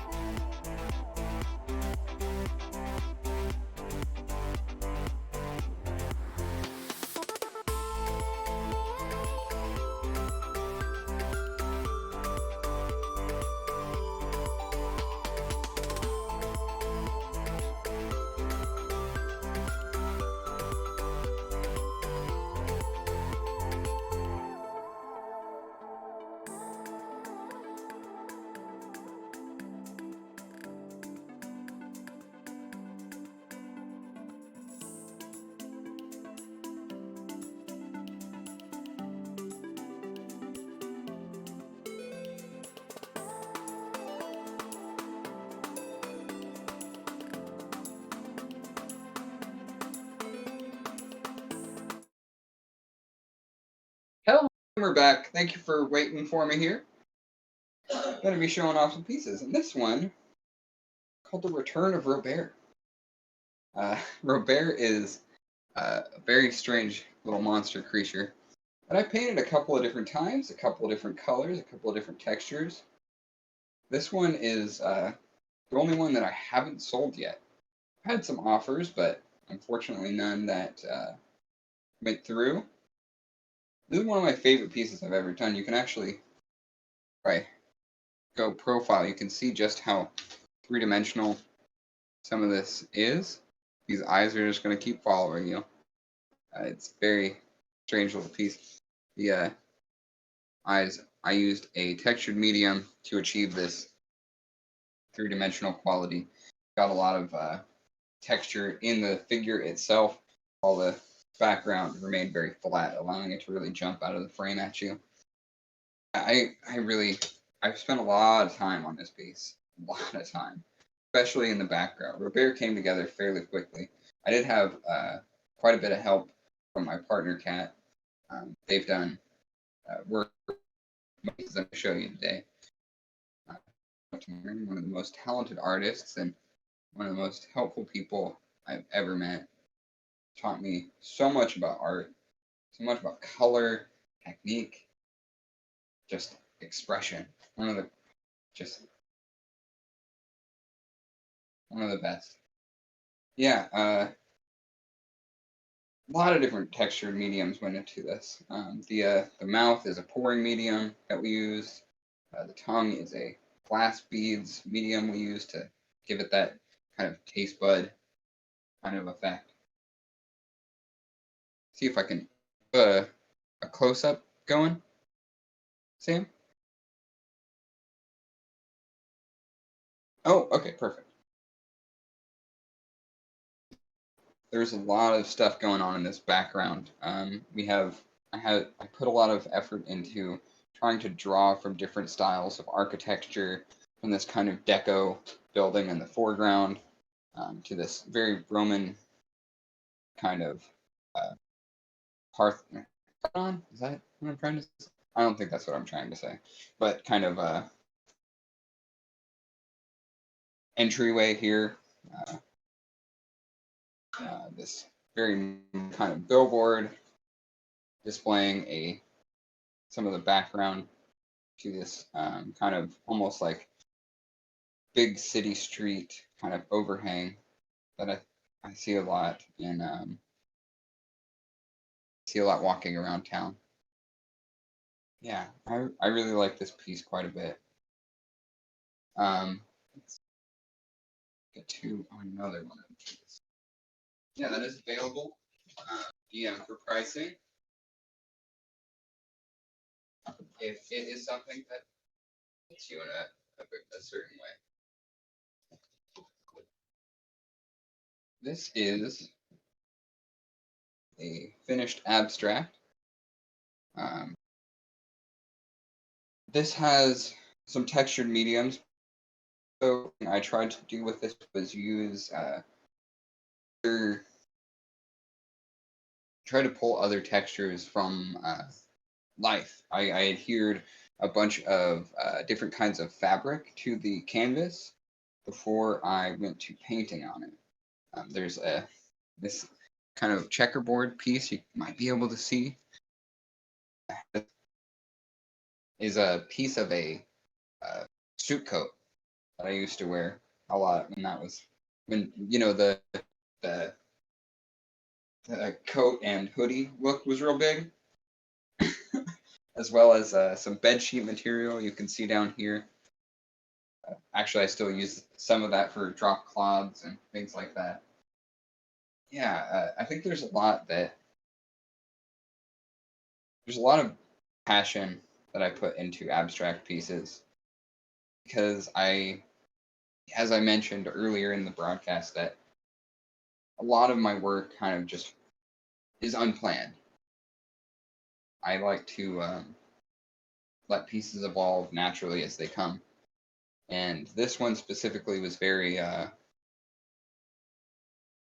was one of the last pieces I did before I moved to Los Angeles. So it was actually this piece that I did that was kind of imagining a city, place that I would be moving to. These winding streets, almost more reminiscent of some of the other cities I had visited, from Portland to San Francisco, but a lot of heavy impasto just in paint as well. Let me see if I can rake the light across it and really give you that impression. And see all the different textures of it. Yeah. Yeah, yeah, yeah. Yeah, this is a finished piece, and it's part of what I like to do a lot, which is allow the viewer to kind of put their own interpretations into something. Something I value very much in art that I like, from like David Lynch's work. I think is a great example of this. You can definitely analyze in a way Lynch's work, but much of it defies explanation and allows the viewer to make their own determinations on what things mean, what David is trying to say with his work. And that was and will always be one of the big inspirations of my life, something that as an artist I really value.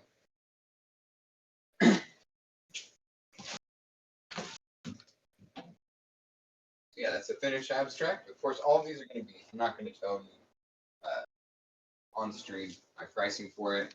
Please hit me up for pricing.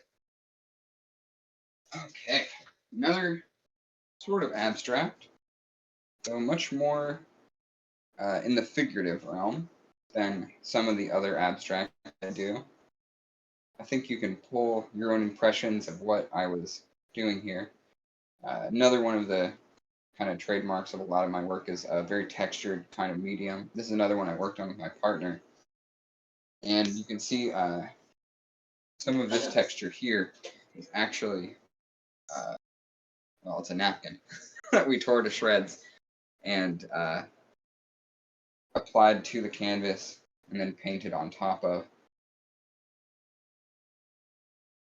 This can be viewed like much of my pieces from any direction. You can display it whichever way you'd like, and I think depending on how you're displaying it, you'll pull different impressions out of it, feel different things. Something that I really enjoy doing. I don't want to tell you how to look at my art. I want you to tell me what you get out of it. It's the most important thing to me. But I always have it displayed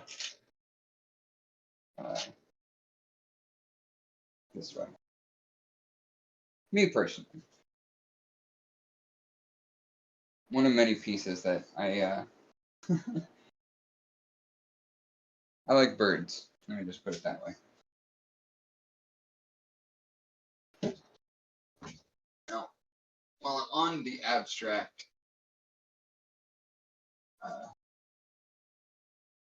while I'm on abstracts, I'm gonna pull this one down because this one is a very important piece to me, just as a person. This is less of an artist statement and more of just a lot of feelings and emotions that I was going through. This happened right around the car fire that happened in Northern California. We lost a lot of people and homes, people's livelihoods. My brother was living in Chico at the time I painted this, and there was about 48 hours where I couldn't get a hold of him at all, and I was scared. And for greater context, me and my brother, we went through a lot together as kids. A lot that kids should never be exposed to. One of the most, the most.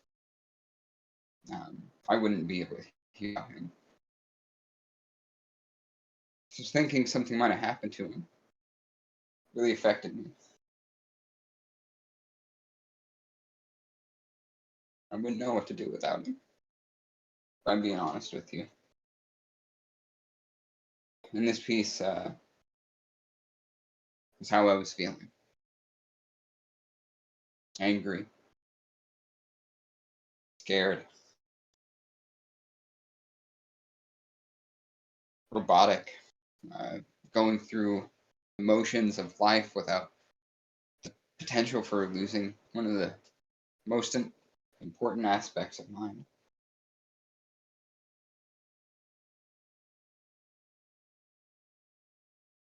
I always display it this way. But of course, like all of my other pieces, I think that it does benefit from changing your perspective, drawing your own conclusions.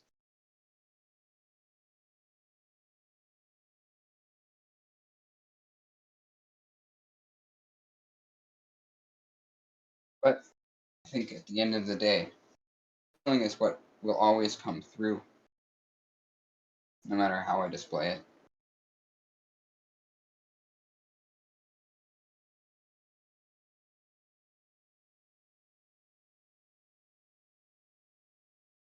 Yeah, I'm very proud of this piece. I think there's a certain amount of denigration that happens to abstract art that is unfair and unwarranted.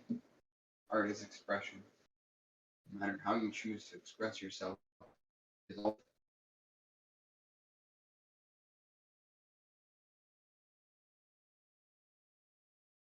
Here's another one of my favorites.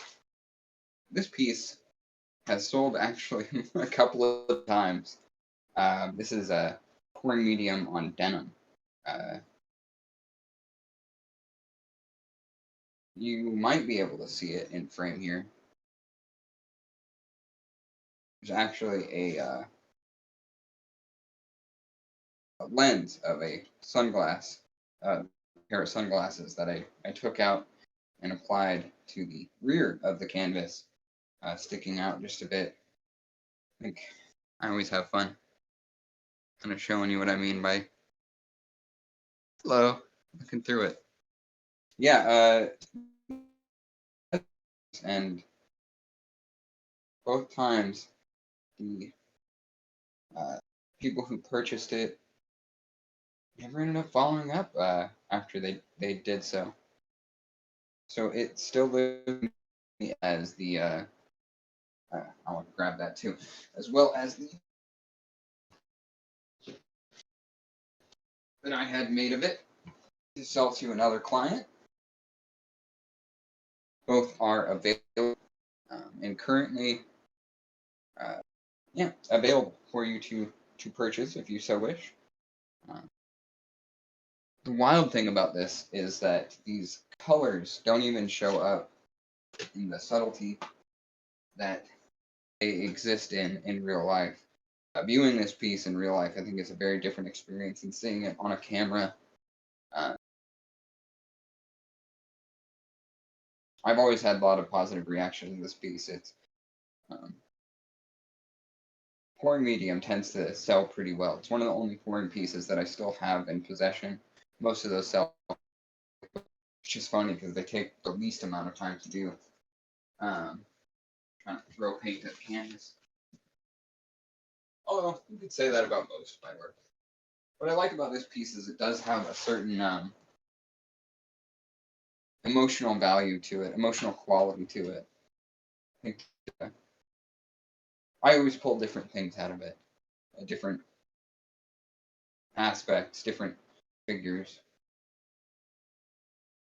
Now I kind of see almost this ballerina flying through the air in this piece. Some days I see something totally different. I love this piece very much. As I do love all my work, you know? Even if it's painting that I have issues with on a level, this piece is going to be hard to display. You know what? I'm going to save that for another stream because it is a box, a diorama. It's hard to really make out what's happening in it if I don't move it around and show you. But essentially, it was inspired by Ursula Le Guin's Earthsea books, and I was reading those with my partner. Oh, I think this is a bit wider than the frame we have available to us, but that's okay. This is a kind of surrealist cityscape that me and my partner did together a number of years ago.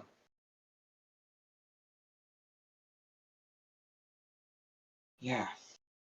Cities have always been really scary to me. They're huge, and with my anxiety, going to them has always brought me a certain amount of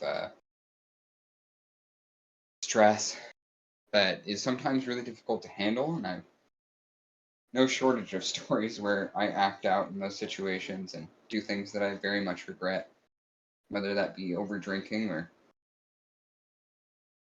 things I can't mention on stream. Uh, yeah, I tend to have struggles when I go and visit cities, which is why moving to Los Angeles was such a wild concept to me, especially I visited Los Angeles as a child when I was acting professionally for pilot season. I was 8, and but that was the only time I'd ever really. So moving here was scary for me and my partner both. But honestly, I really love it here. I don't want to leave. It's home now. I hope it'll be home forever. I want to give you a little bit better detail on this work in the corner here. This is a trademark kind of style of my partner. This jumble of faces and geometric shapes, and they just have such a beautiful hand. The way that they apply their mind to their work. I think it's really emblematic of who they are as a person.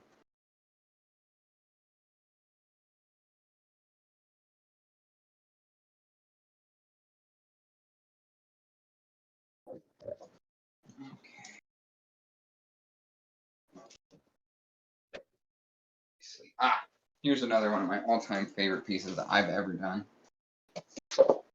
This is a piece I did quite a while ago. This is on a canvas board. Inspired in part, at least, by the works of the aforementioned H.P. Lovecraft.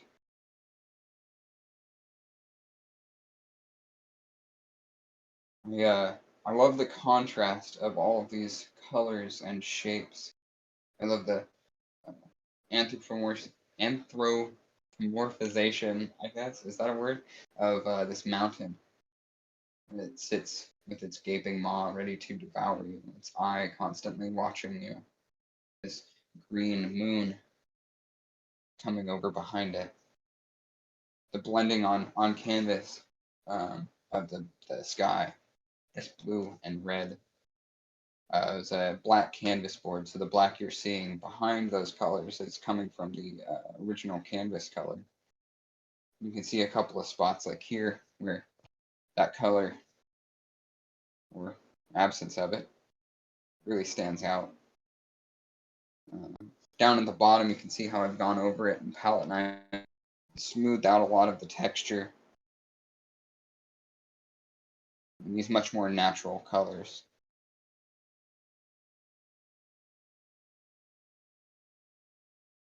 I really like this piece a lot.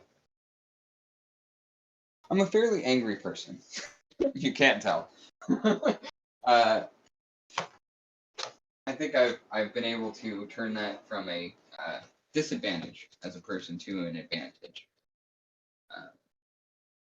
This is another one of our abstracts, or maybe even more surreal pieces. It draws in elements of architecture as well as the natural world. Kind of hybridization of the man-made and the natural creation.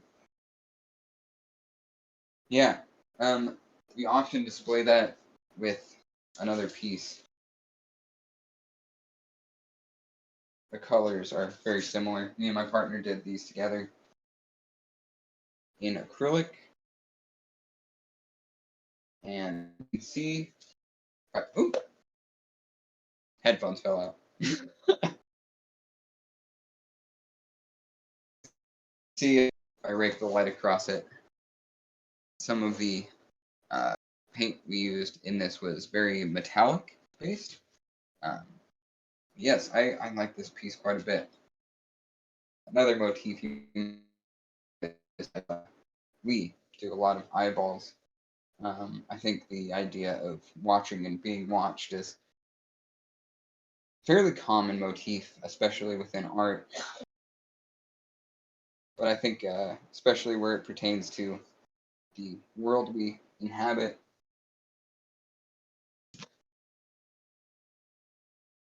surveillance that we're all constantly under, it's definitely something we are trying to point out with our work. This is a surrealist piece that I started a number of years ago, but actually finished this year. I think I might have even worked on this a bit on stream at one point or another. The textures are actually much flatter than most of my work.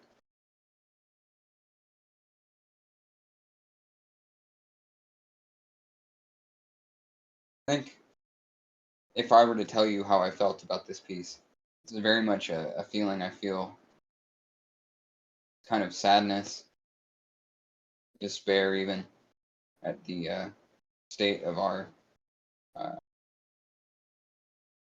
our world, destruction.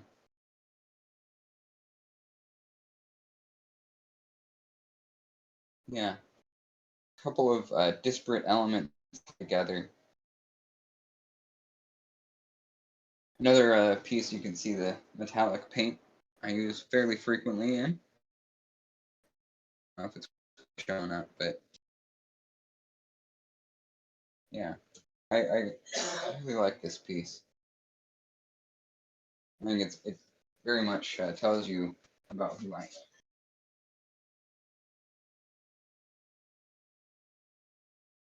am. I want you to draw your own conclusions. I want you to interpret the art the way that you would like to. I think one of the follies of art is trying to over-explain itself. I don't think that's functionally necessary. Especially, I want the viewer to feel empowered. I want them to tell me what they're feeling. Know as much as you might not want to know about, as much as you might want to know about me.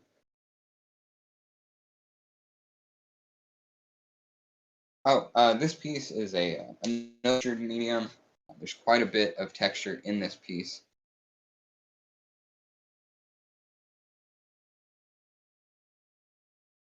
From a ceramic medium that we were using quite a bit at the time.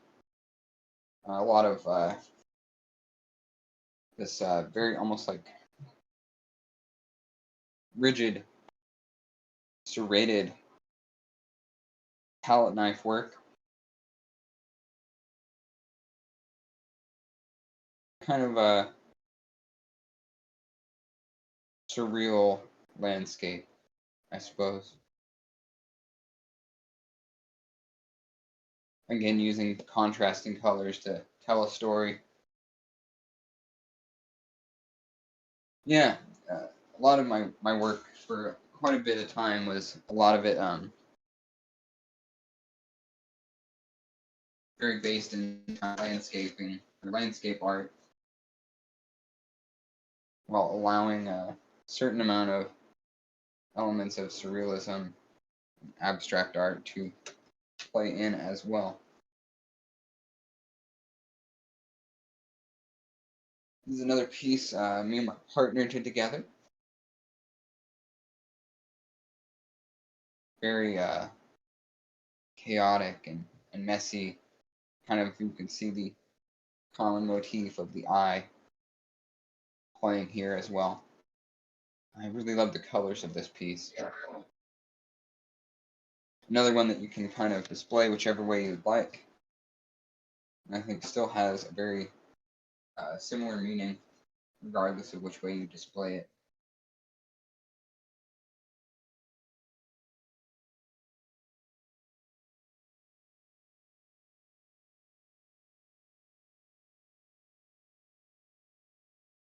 Yeah, we made this years ago. One of the first first few rounds of canvases that I ever bought. I said I was working I've been an actor for most of my life earlier, but painting is something that I picked up much later in life.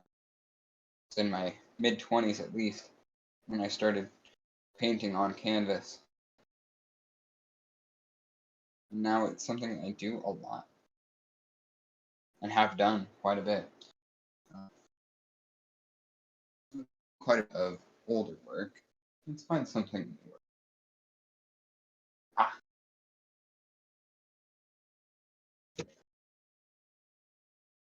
Now I think for all of my talk of interpretation, this is fairly straightforward. Another very textured piece, this skull comes right off of the canvas. I started doing this sunset filled background. The colors of the world turning red. Sunsets are something that I've always been an admirer of. I think most of us are. Who doesn't love a sunset? But sunset is a euphemism that we sometimes use to talk about the end of our lives, just before the close of day. Beauty of it.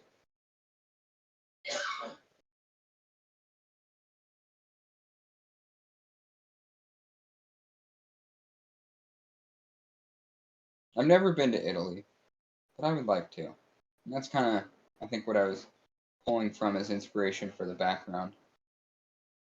I don't know if I would go to Italy today. I mean, a lot of fucked up shit happening there.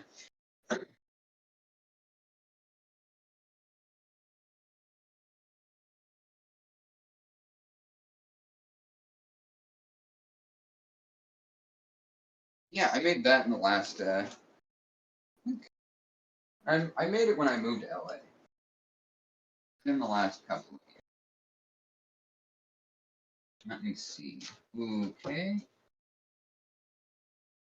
Well, I showed you a newer piece, but now I'm going to show you one of the oldest pieces I ever did.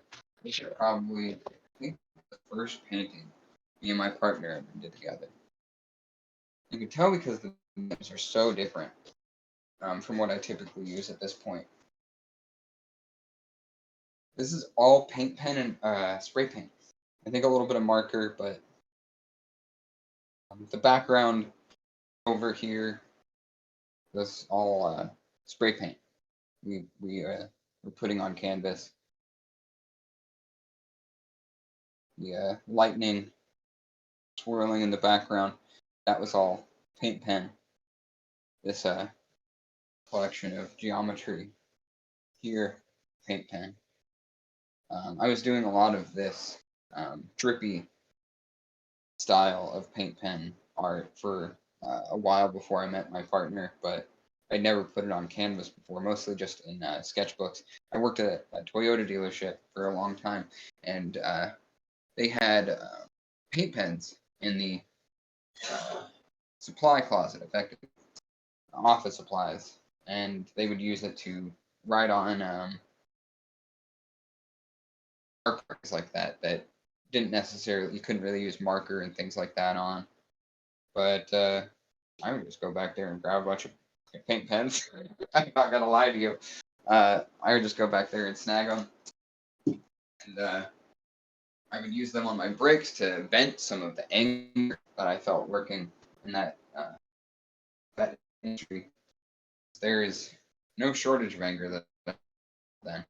I was going through a really, really rough period. That was when my drinking was really life-threatening at that point. I was a full-blown alcoholic for a number of years, drinking every day, really inhibiting my ability to live a full life and feel things. My father had passed while I was working there, and my art really reflected that pain I was feeling.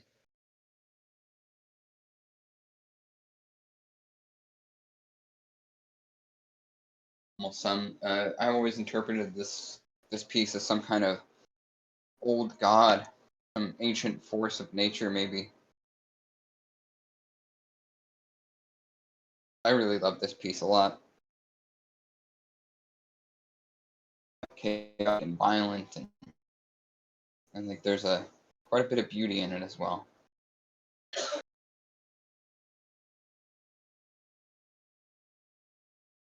We're just gonna do a couple more. Let me know in my DMs about pricing if any of these strike your fancy. I would love for you to own some of this work and hold it on or keep it on your walls, displayed in whatever room. Maybe some of the colors match up with how you're feeling. Maybe some of these expressions match how you're feeling. I think that part of human connection through art is really what I value. This is another collaboration, but not just between me and my partner. This was between me, my partner, and Erica that I met through the program I was in high school. We don't get to see each other very often. And I think in the last year or two, maybe, that we were living in Sonoma County, they came and visited, and it was a very fun, very creative day. We sat there and worked on this piece for hours, as well as a couple other pieces that I think they still have possession of. We worked on this together. Another piece has quite a bit of three-dimensionality to it. You can kind of see the eye, the ear, the mouth. They all jump off the canvas at you. And as well as this kind of paper rose. Maybe not rose. Sunflower? I don't know. And this paper flower that is set just off center of the canvas. Quite a bit of textured mediums in here as well. Obviously, to get some of this three-dimensional kind of work to it, but also into the background. There's a lot of these very rough textures.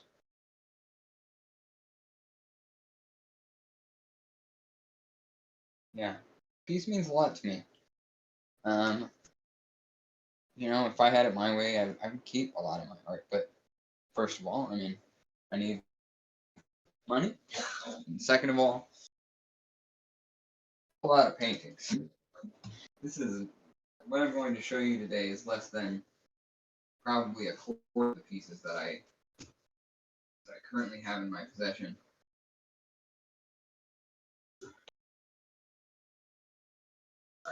All right, I'm going to show you three. Get ready for a really weird one.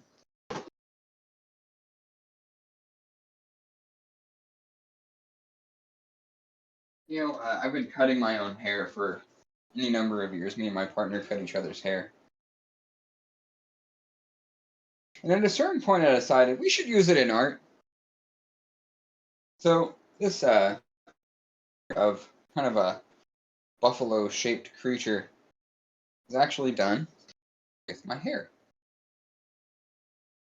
So you could get a part of me, which is kind of creepy. Kind of weird. But I feel kind of charming as well.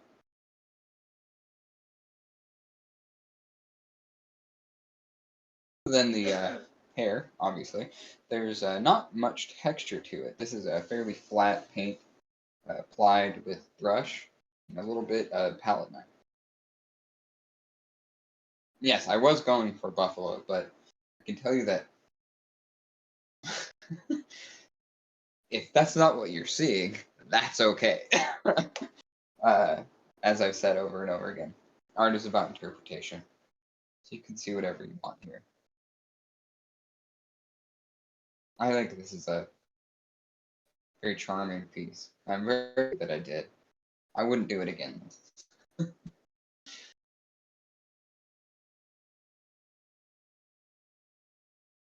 I can tell you, every time I've ever displayed it, people have asked, "Is that your hair?"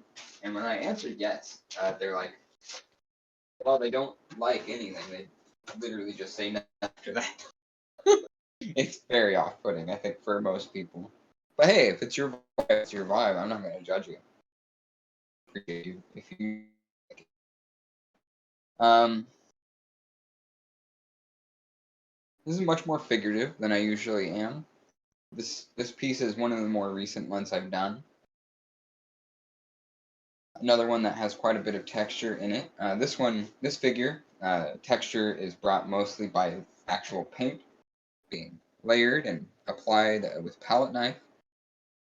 The other figure is much more of a layering of medium and paint, actually in much similar color to the mask I'm working on.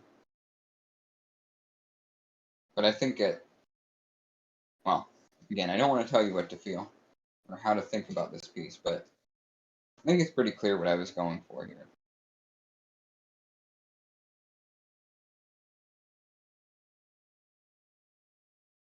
I think the almost childlike nature of the figure on this side of the canvas juxtaposed with this almost decayed figure.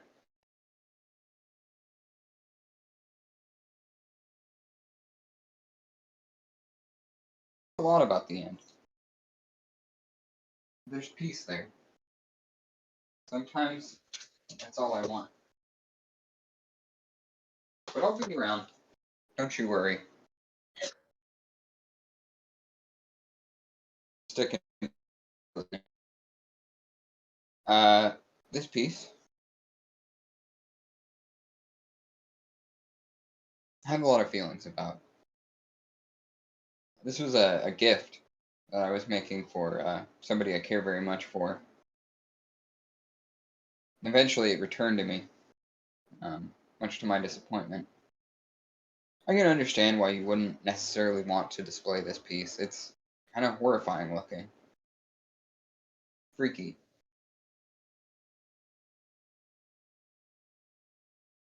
But I feel like there's something maternal there as well. Something loving.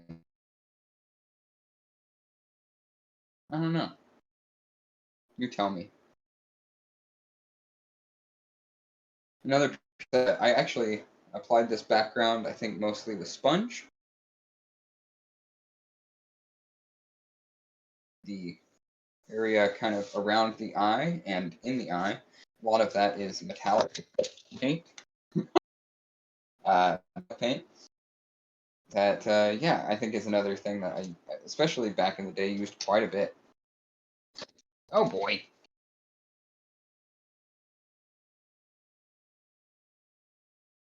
Yeah, I like this piece a lot. It's almost cartoonish, but well, first of all, I like cartoons. I love cartoons. I love animation. I love the creativity, the expression of it.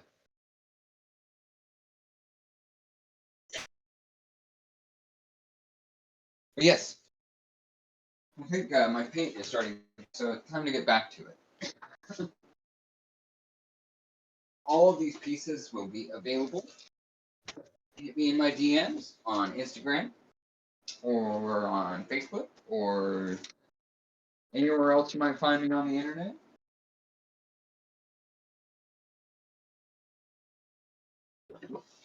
we can talk about a price. I also, part of why I'm not giving you set prices here is I want to make sure that if you want the piece, you're able to afford it and work within your means to do so. I'm happy to negotiate with you on those kinds of things. Last thing I want my art to be is inaccessible, especially not financially inaccessible. I don't want to make art for rich people. I fucking hate rich people. They can suck my ass.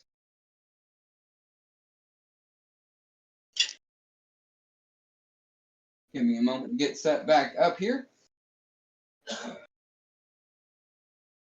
think that's basically it. Just make sure I've got everything. Yeah, I think we're set. Oh, coffee. That's what I need.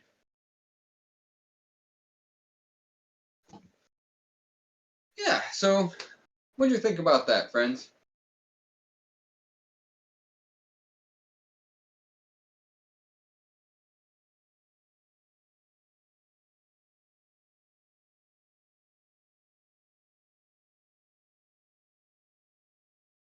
So we're going to get back to doing a little sculpt with my fingers. If you've seen me work on this piece before on one of these lives, you will be familiar with this process. But for those of you that haven't, I'll tell you this is all a part of this process that I've kind of developed through trial and error. A lot of error. I just get my finger wet and just begin brushing over the surface, trying to tie in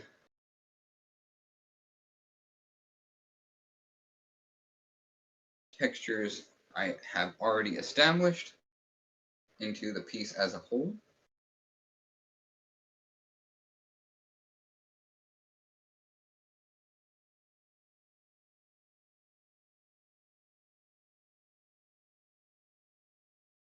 Water is essential.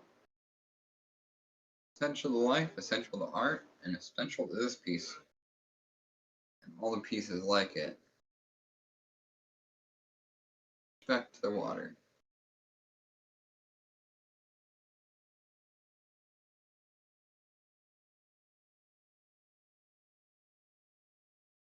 The issue is, especially at this point, it is incredibly easy to make a mistake. As I've said, mistakes are whatever. Fix a mistake. But the less I have to fix, the faster this piece comes together. Oh, Sam, how are we doing on time? I should know. Holy shit. Yeah, let's do it. I have more than enough to do in this piece for an hour. Can't believe it's already 6. Holy shit. It's okay. I made sure to get something for dinner that was very low maintenance, low effort. Trying to make some chicken tendies. Maybe watch a cute little movie with my partner. Rewatched You love it. I love a tendy. I do. Yeah. We watched Chitty Chitty Bang Bang last night. I don't know when the last time any of you watched Chitty Chitty Bang Bang, but that movie's just incredible. A vibe. Every song an absolute banger. Except for the song she sing. What a lovely lonely man. It's like 20 beats a minute, a slow musical. Absolutely inadvisable. I would not recommend doing that if you were writing one. Yeah, that song's boring as hell. But all the rest of the songs are incredible. I don't know what happened there. Also, the messaging of that song is real. Like, sure, I like Caractacus Potts. I think he's a great and fun character. Untraditional father. creative inventor, a little bit of a charlatan.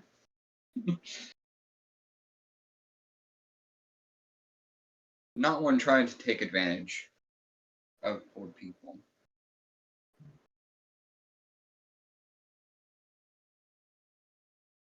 I don't know if you ever picked up on it, but there's some very unsubtle and just messaging in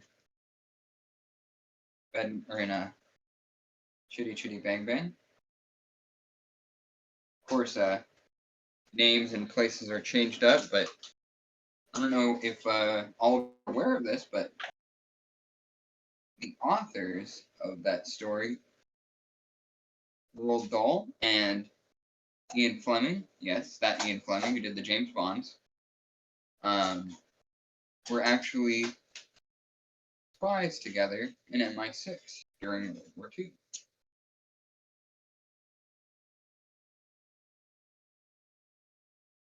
I think that work definitely comes through in the messaging of Chitty Chitty Bang Bang. Maybe that's just my interpretation.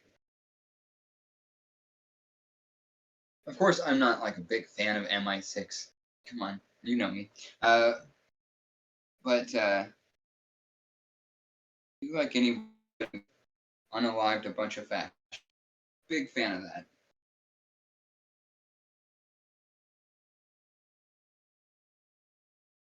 Big fan.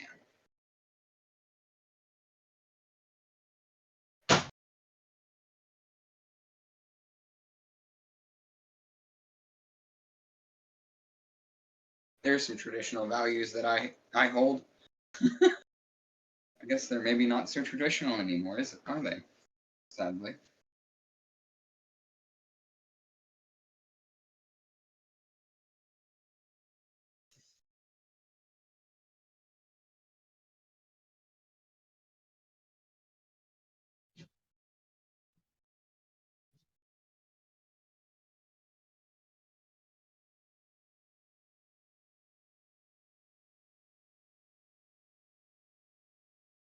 Yeah, honestly, I'm not like a fan of James Bond or Ian Fleming. Most cases, damn, Chitty Chitty Bang Bang. Delicious. Incredible.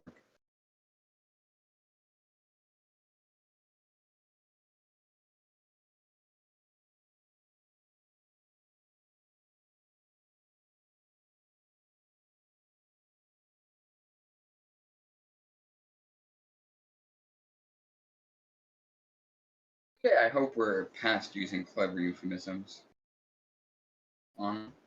Just say what we want, say what we feel. But I can understand why, at this point, we don't do that. Some very bad people would take advantage of that kind of freedom.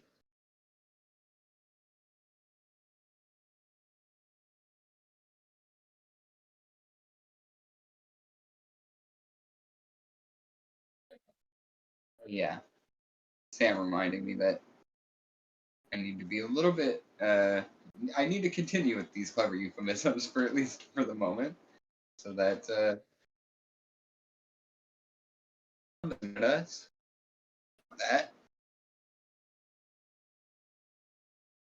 we put too much work into this. Have it put into question.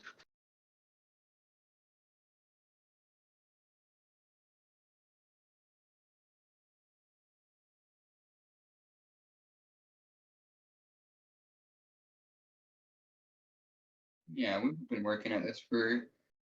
Is it over a year now, Sam?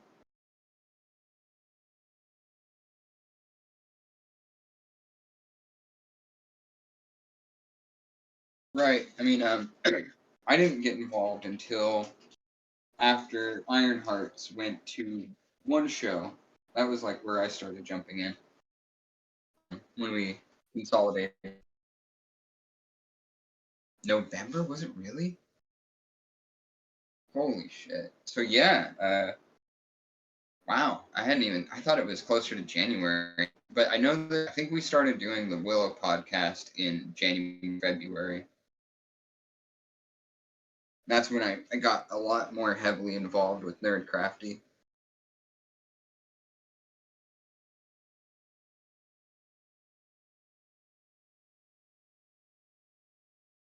All right.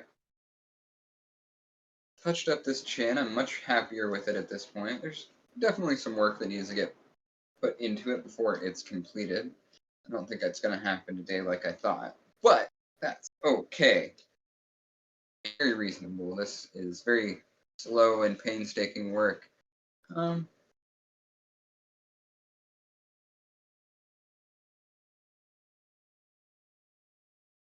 Guess I should double check and make sure the chin's still okay to have the stick in it. It gets a little less risky now that it's started to dry. Oh boy. Oh, even just the couple light layers of paint that have gotten on the stick, putting it in, taking it out, are starting to make it harder to put in. Speaking of clever euphemisms, hey, yeah. uh,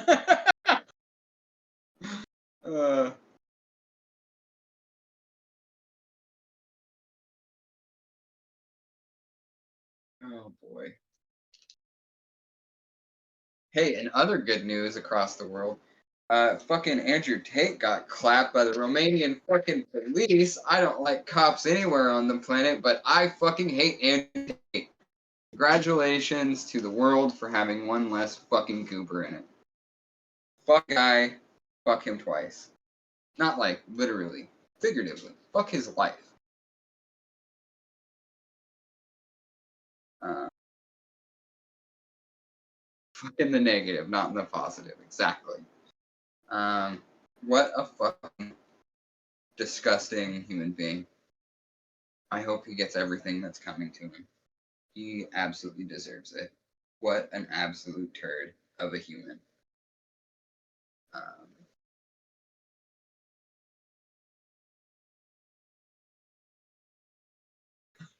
and what a fucking idiot. Goddamn. I know that there's some debate over how the Romanian police found him. But I love that Greta Thunberg is at all involved in that conversation, and that his ruination happened very quickly after his 11 hours to make a 2-minute video as a clapback that went over like a stinky hot fart. Uh, what a fucking idiot! What an absolute goober!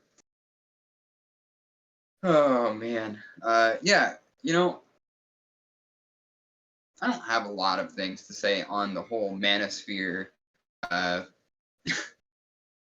because what's the point? Anybody in the manosphere is, I wouldn't say lost, but it's going to take a minute for them to come out of it. And I'm certainly not the person to do that work. I think there's plenty of other people on the left that are doing that work much better than I ever could. But I was born as a penis haver, and as such, I have a certain perspective on masculinity, especially considering that I never really felt like it fit me, but was constantly socially enforced to behave as such. The ideas that were put forth by my father, my mom, my teachers, my uh, peers in some cases, these ideas sat with me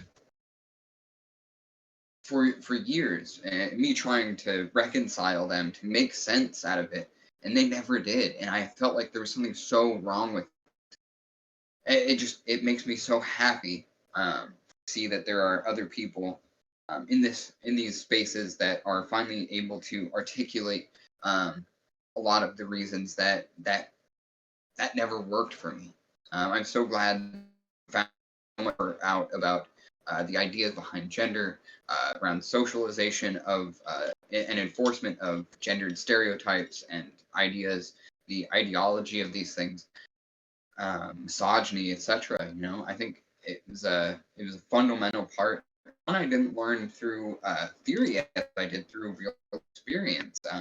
Meeting a lot of, in my experience, meeting a lot of trans people, non-binary people, and kind of sharing our experiences with gender and socialization was something that was so incredibly eye-opening to me.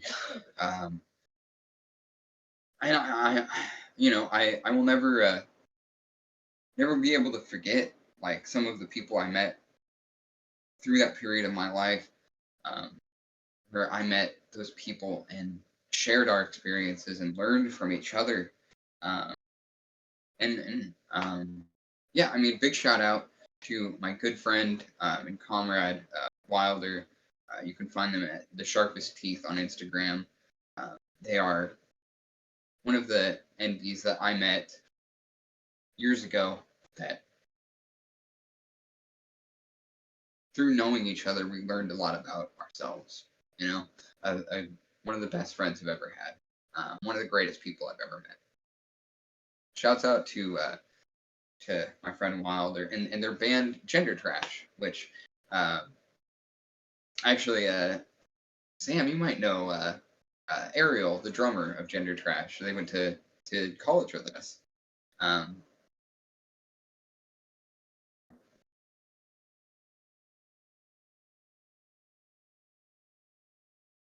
yeah. Ariel was a regular at, we were in college together, and I stayed in touch over the years, talking about different bands they were in. Uh, Eventually, at one point, they started coming into the vegan and vegetarian restaurant that I was working in, and um, we started talking about gender, and we started talking about music, in a little bit of detail. And I just remember I feel so fortunate because that's how I met my friend Wilder. Um, that we started talking about this new project they were working on, trying to really make like a openly aggressive, like trans band, queer band that stood for principles and had something to say. And watching Gender Trash evolve from that, from those conversations we were having was just such a beautiful thing for me to have experience with them. Just yeah, go check out Gender Trash. They don't have a lot online recorded, but I think they're actually going to ramp and start playing shows again in the coming months and this year. So keep your eye out. Hopefully they'll do a little tour. If you're listening, I want you to tour. I want to see your band again. I miss you guys. So yeah, keep your eye out for flyers on flagpoles and light poles and things like that around your town. Hopefully you'll see Gender Trash coming through and really go and support them. They're one of the best bands live. They're incredible people as well. Incredible band, incredible people. Go check out Gender Trash. And yeah, check out collaboration Ariel did with my good friend and sometimes collaborator Sean Pettis. They did a stop motion version of Baba Yaga a number of years ago that just took my absolute fucking breath away. Doing a stop motion, even a short on a no budget independent project is such a daunting task. So much work went into that that I will never not be impressed by it. It is an incredible feat of creativity, energy, labor, time. I have so much respect for that. I've made I've made movies before, but I have never, not since I was with action figures on a camera, ever tried to do anything stop motion. I know it's something that I am incredibly passionate about, something that I absolutely adore, something that I love, the type of art that speaks to who I am. I think, yeah, go check out Baba Yaga. I think it's on, I think you can find it on YouTube. I think it's under Thalamos Productions. I think I'm saying it wrong. I might be even completely off. But not many stop motion Baba Yaga movies exist. So I think if you search it up, you will be able to find it. It might be on Vimeo as well, although Vimeo is notoriously just absolutely tanking as a film site. It's really hard to find people you want to, the movies you want to see, anything like that. Hopefully, all my friends who have work there are starting to figure out ways to get it off and find better platform because Vimeo sucks ass. Always has, frankly, but it's gotten worse, which kind of unbelievable. Yeah. So shout out to my homies who make really incredible art. There's no shortage of them. I could just tell you all day all the incredible people I know who make just some of the most beautiful art I've ever been able to experience. It's a big reason I know County so much because there's so many people with so little means that make some of the most beautiful art you've ever seen in your life on nothing. Absolutely no budgets, just passion and creative fire in their fucking guts, man. I miss it. I do. I sometimes really do miss Sonoma County. As much as I hated some of the experiences I have there, as awful as some of the experiences I had there are, there's something there's some the creative community that does exist there. It's not always centralized in any one scene. Oftentimes you have to kind of dig for it, but when is that not the case with great art? You are always going to have to dig for it. So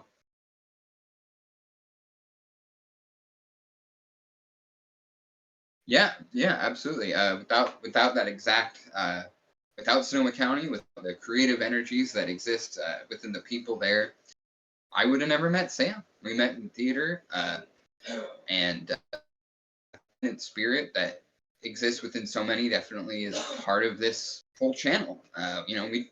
We do this with very little means, and we do the best we can. And I think that creative fire. I like to think that creative fire burns in me too. You know, I've no shortage of things to show for that. I've been in bands. I've made movies. I've obviously done quite a bit of painting. I mean, I could go on. Yeah, there's hopefully. I mean, that same energy exists in so many little small towns throughout the world, and I've been lucky enough to be part of that creative community in both in Sonoma County and in Redding, where I spent most of my younger life um, developing as an artist. The Shasta County punk scene taught me so much about life, about what is and how wrong so many people get it. I, you know, I don't look to gatekeep any kind of style of art or anything like that, but punk isn't just art. Um, Punk is an ethics, an ethos, a movement. Punk meant something to me. Punk kept me alive. I would be in the ground if it wasn't for that punk scene, and that's not exaggeration. That's not like me talking about like, well, I wouldn't have the will. Um, Reading is a really terrible place to grow up. There's a I've talked about it a number of times on stream. The white supremacist fascist enclave of Shasta County is a very real thing, and violence is common. And without that punk scene, I, being who I am, would have been deadly. We defended each other. We stuck up for each other. We collected together to make sure that we could keep each other safe. Isn't some fad, something you can call yourself a good person. It's not just some form of art. It is something that sustains, that keeps marginalized people safe. Or at its best, that is what it is. There's plenty of, no shortage of examples of people who manipulated it into something cheap and tawdry, something that's commercial and devalues the ethics, the movement of it. But punk's a lot more than just that. It's a lot more than ripped and loud, fast music. It's a system of beliefs. It's a kind of mutual aid. And if you don't get it, you don't get me.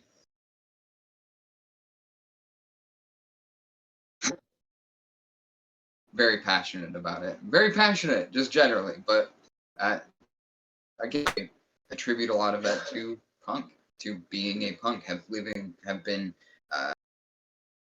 living in a punk mindset since I was very young. I'm very lucky, very fortunate to be here. I owe a lot of that to that experience.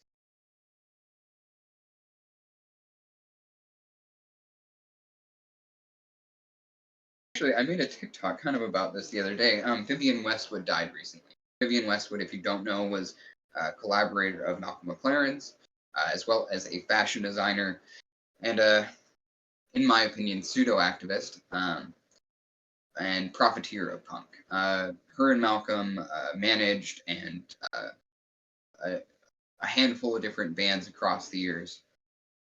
And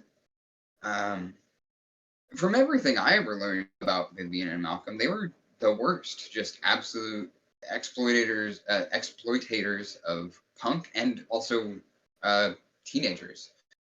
A lot of that worked in the sex shop that existed on Kings Road in the mid to late 70s, I think onward, but I think on into the 80s, were minors working for Vivienne in her shop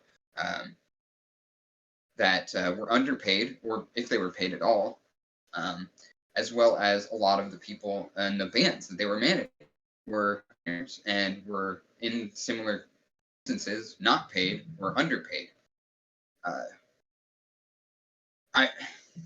I saw a lot of punks that I genuinely respect, genuinely love, people that I came up with, talking about Vivienne Westwood as if she's kind of a valid part of this movement, when everything I had ever studied and learned about Vivienne and Malcolm led me to believe that they were profiteers and exploiters of this movement who misunderstood completely that it was an ethos and a movement, and instead treated it like some kind of trend. And I think there's monumentally empty in the appropriation of the aesthetic of punk and selling it at extreme prices, which the sex shop did. I think it's a very confusing thing to have seen a lot of these people sad that she passed. Not that it's not sad when any person, really, I mean, most people anyway, when they pass, but yeah, if I'm wrong, is what I say. If what I had learned about Vivienne Westwood is incorrect, I want to be corrected on this. The last thing I want is to spread misinformation. But yeah, it was very confusing to see her pass and so many people mourn her loss, and I'd never seen anything of benefit, especially to our movement. So yes, if you have information that contradicts what you've heard me say just now, please do not think I won't receive it in all understanding and kindness that you are trying to help me. Because the last thing I would ever want to do is participate in misinformation of somebody who, if you have of it, did good things in life. But yeah, I haven't seen it personally, and I've looked quite a bit into it, even after seeing a lot, especially after seeing a lot of people mourning this loss, especially within the punk community, because it was confusing. And yeah. So yeah, swing it my way if you've got it. If not, that's okay too. No pressure. And I want you to feel like you're responsible for my education. But in my own studies, this perspective is what I've gathered, what I've learned my time. Anyway, I haven't painted for like half an hour probably. I've just been sitting here rambling.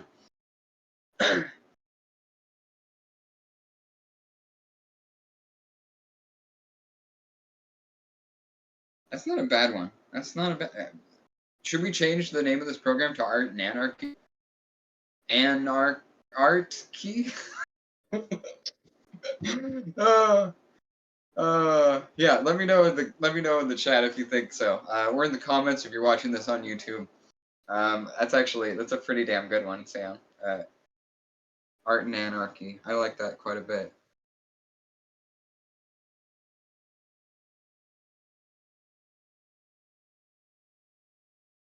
Actually, it's funny. It reminds me. I wrote a song the other night. I haven't been on stage in a few years, and as a result of that, I haven't been producing a lot of music. I've been writing a lot of music, I guess, if you want to put it that way. That's sad. I've been playing music since I was 14 or 15. No, I've been playing music since I was like 13, 12. I started playing guitar. I started playing guitar in 8th or 9th grade. Can't quite remember. I got my first guitar. Actually, I've got it. Let me show you. Oh, come here, you old bird. I should probably sell some guitars too. I have a lot of them, more than I need. But yeah, that happens when you're a guitarist. You end up with a lot of them, even if you don't need to. Here it is. I'm buried in there.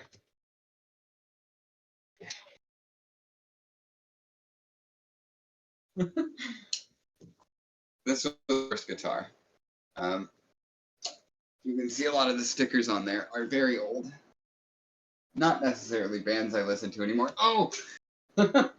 This you might recognize if you ever went to a Blockbuster. I was a sticker I picked up while I was working there. Yeah, this was my first little Fender Strat kind of copy that I picked up, or that I think my mom got me one year for Christmas. This is Ion, which, if you're familiar with that, is a brand that Target, or no, Toys R Us was selling for a number of years. Yeah, this old bird got me through a lot. And it unfortunately doesn't work anymore. But the beautiful thing about electric guitars is they're relatively easy to fix if you know what you're doing. The components aren't that complicated. And that guitar always sounded like absolute garbage. It's just this real trashy, tinny sound that, for a punk, was absolutely fucking perfect. Yeah, that was my first guitar. So I was telling you I wrote this song the other night. I've written a lot of songs in my lifetime. I really enjoy that process of making music and making, especially punk music. And yeah, I was just in the shower, as I tend to be when I write a new song. Ideas tend to come to me there for whatever reason. I think it's just a certain level of relaxation or comfort, the silence of being in the shower, the solitary elements of it, almost being kind of quieted by all of the surrounding sounds of the fan and the water and all these things kind of give you a certain sense of solitude. And of course, as well as being alone in the shower does as well. But yeah, Very simple little punk song. Probably end up being about a minute long once it's put to music. But yeah, the reason I brought it up is because trying to make the funny and art key joke very funny. Just gonna insist upon that until it's reality. Because the song,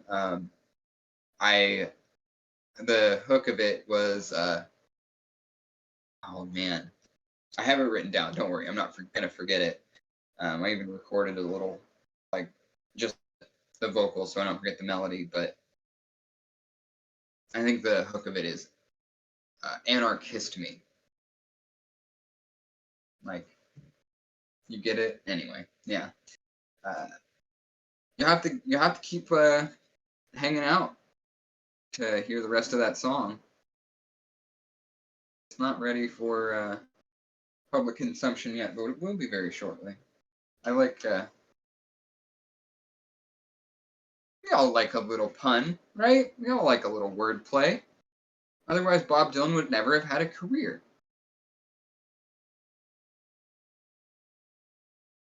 Yeah. Alright, I think I need to go back in with my finger. I keep touching this with a palette knife, and I'm not happy with what's happening. So I'm gonna get my fingers way up. Go back into kind of trying to level some of this out.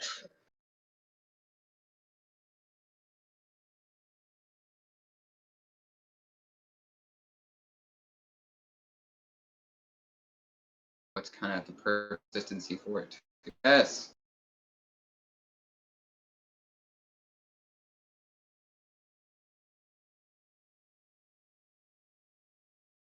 Gentle, gentle. Gentle, gentle.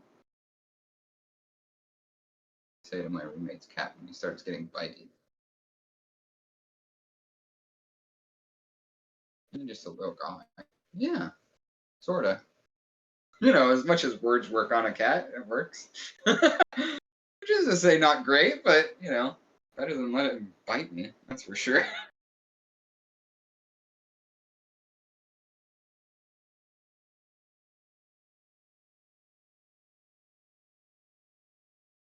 Yeah, it's the perfect consistency. Time to work. What time are we at?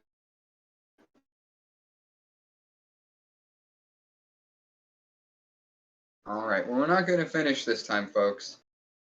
Not.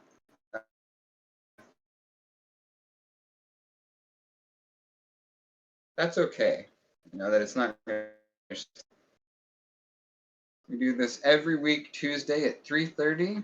To looks like we're moving to a longer shooting schedule for these, so we'll say 7.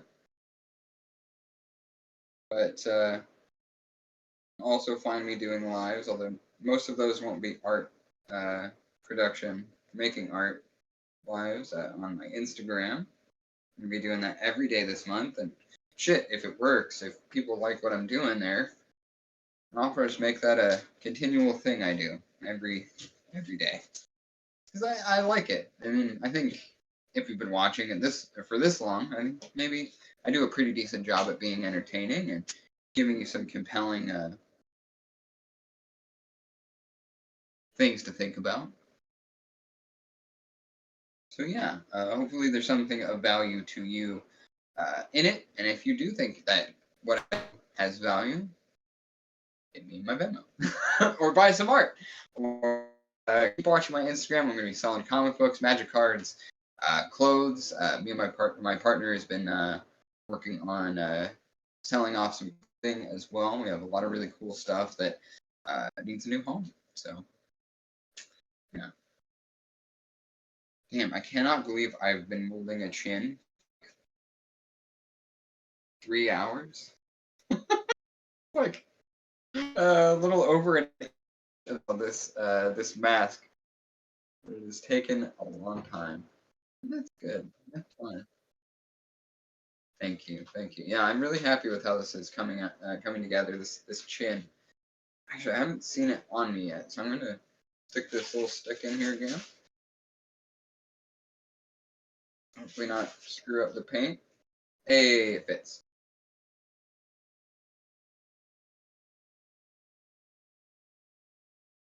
I hope it works. I can't really see myself, but I'll watch. I'll look back at this later.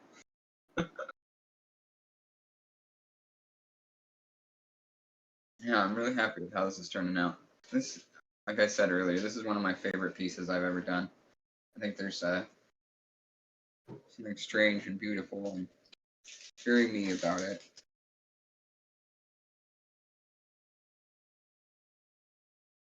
Did get a little ink on it, so I'm just going to scrape that off real quick before it dries.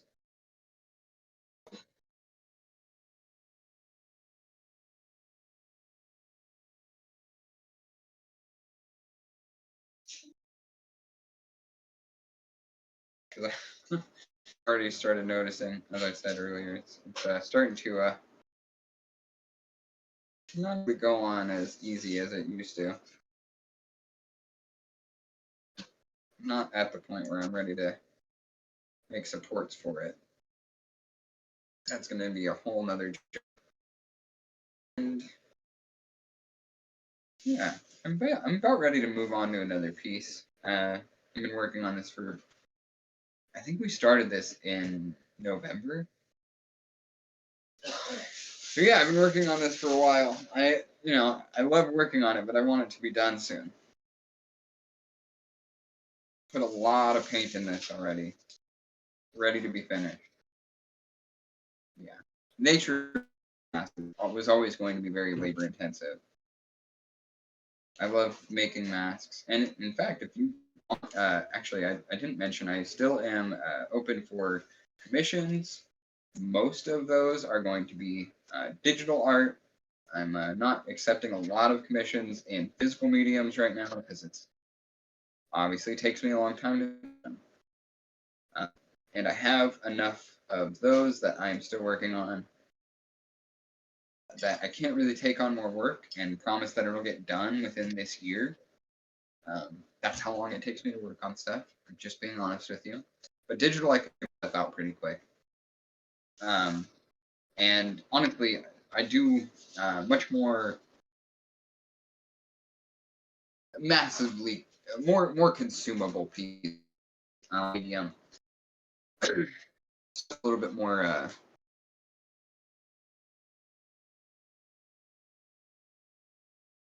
yeah, more mass appeal to it. Is more like natural or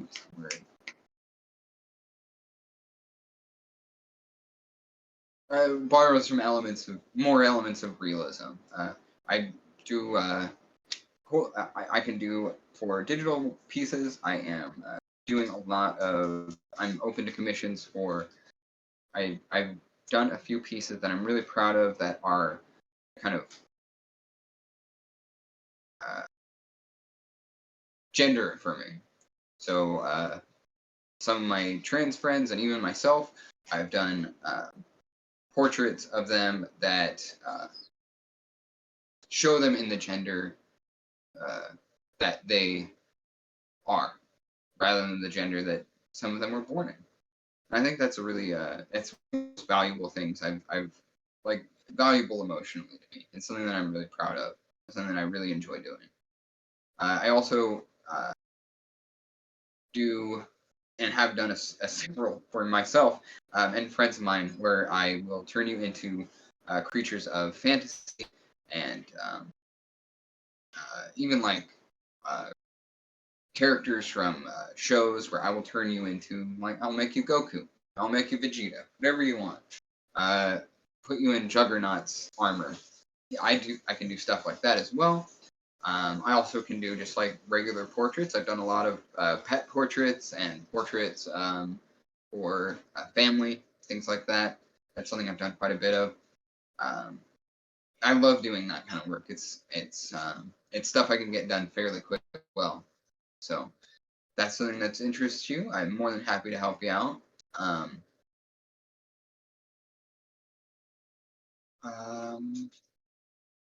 Yeah, that's a lot of my digital stuff. But if you did want something physical and you're willing to pay up front for it, I will make you a mask. So if you want something like this, if you want this, and you're more than happy to have you purchase it from me. But if you want one that's more catered to your tastes or how you feel, We can work together on a project. Just tell me, we'll talk very openly, very transparently about what you're looking for, and I'll tell you very transparently how much it's going to cost you, and we'll go from there. Yeah. I would love to do more of these masks. They're, as I was saying earlier, just some of my favorite pieces to do. They mean so much to me. The process of doing them puts me in a very good place. They make me so happy to do them. And I'm very passionate about it, especially in the last few months. It's been something that has made me so proud of myself, and how it shows me how far I've come, not just as an artist, but as a person. This mask has meant a lot to me. So yeah, if you want a mask, if you want any of the stuff that I've already put forward, I'm more than happy to help you out. And if you want to donate to the cause and help me stay living indoors, hit my Venmo. I'd be endlessly appreciative. From the bottom of my heart, it would mean the world to me. Because yeah, it's tough out here, and I could really use the help. So, again, I don't want to put pressure on you. I don't want you to feel like you're responsible for me, but yeah, I'm offering my labor for purchase, as well as for any donations that you can spare to help me out of the situation. But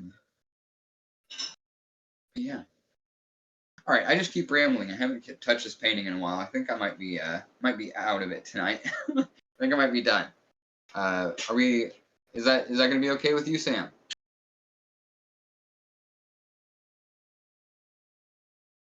Thank you, my friend. Okay, so thank you everyone for sticking around, for hanging out with me today. This is something that I really love doing, and if you love it too, it's a beautiful thing. I'm really happy to have you here. So thank you everyone for coming. Thank you for watching. Take care of yourself and take care of each other out there. We'll see you Tuesday at 3:30 p.m. Pacific Standard Time on Live with Lava Sub.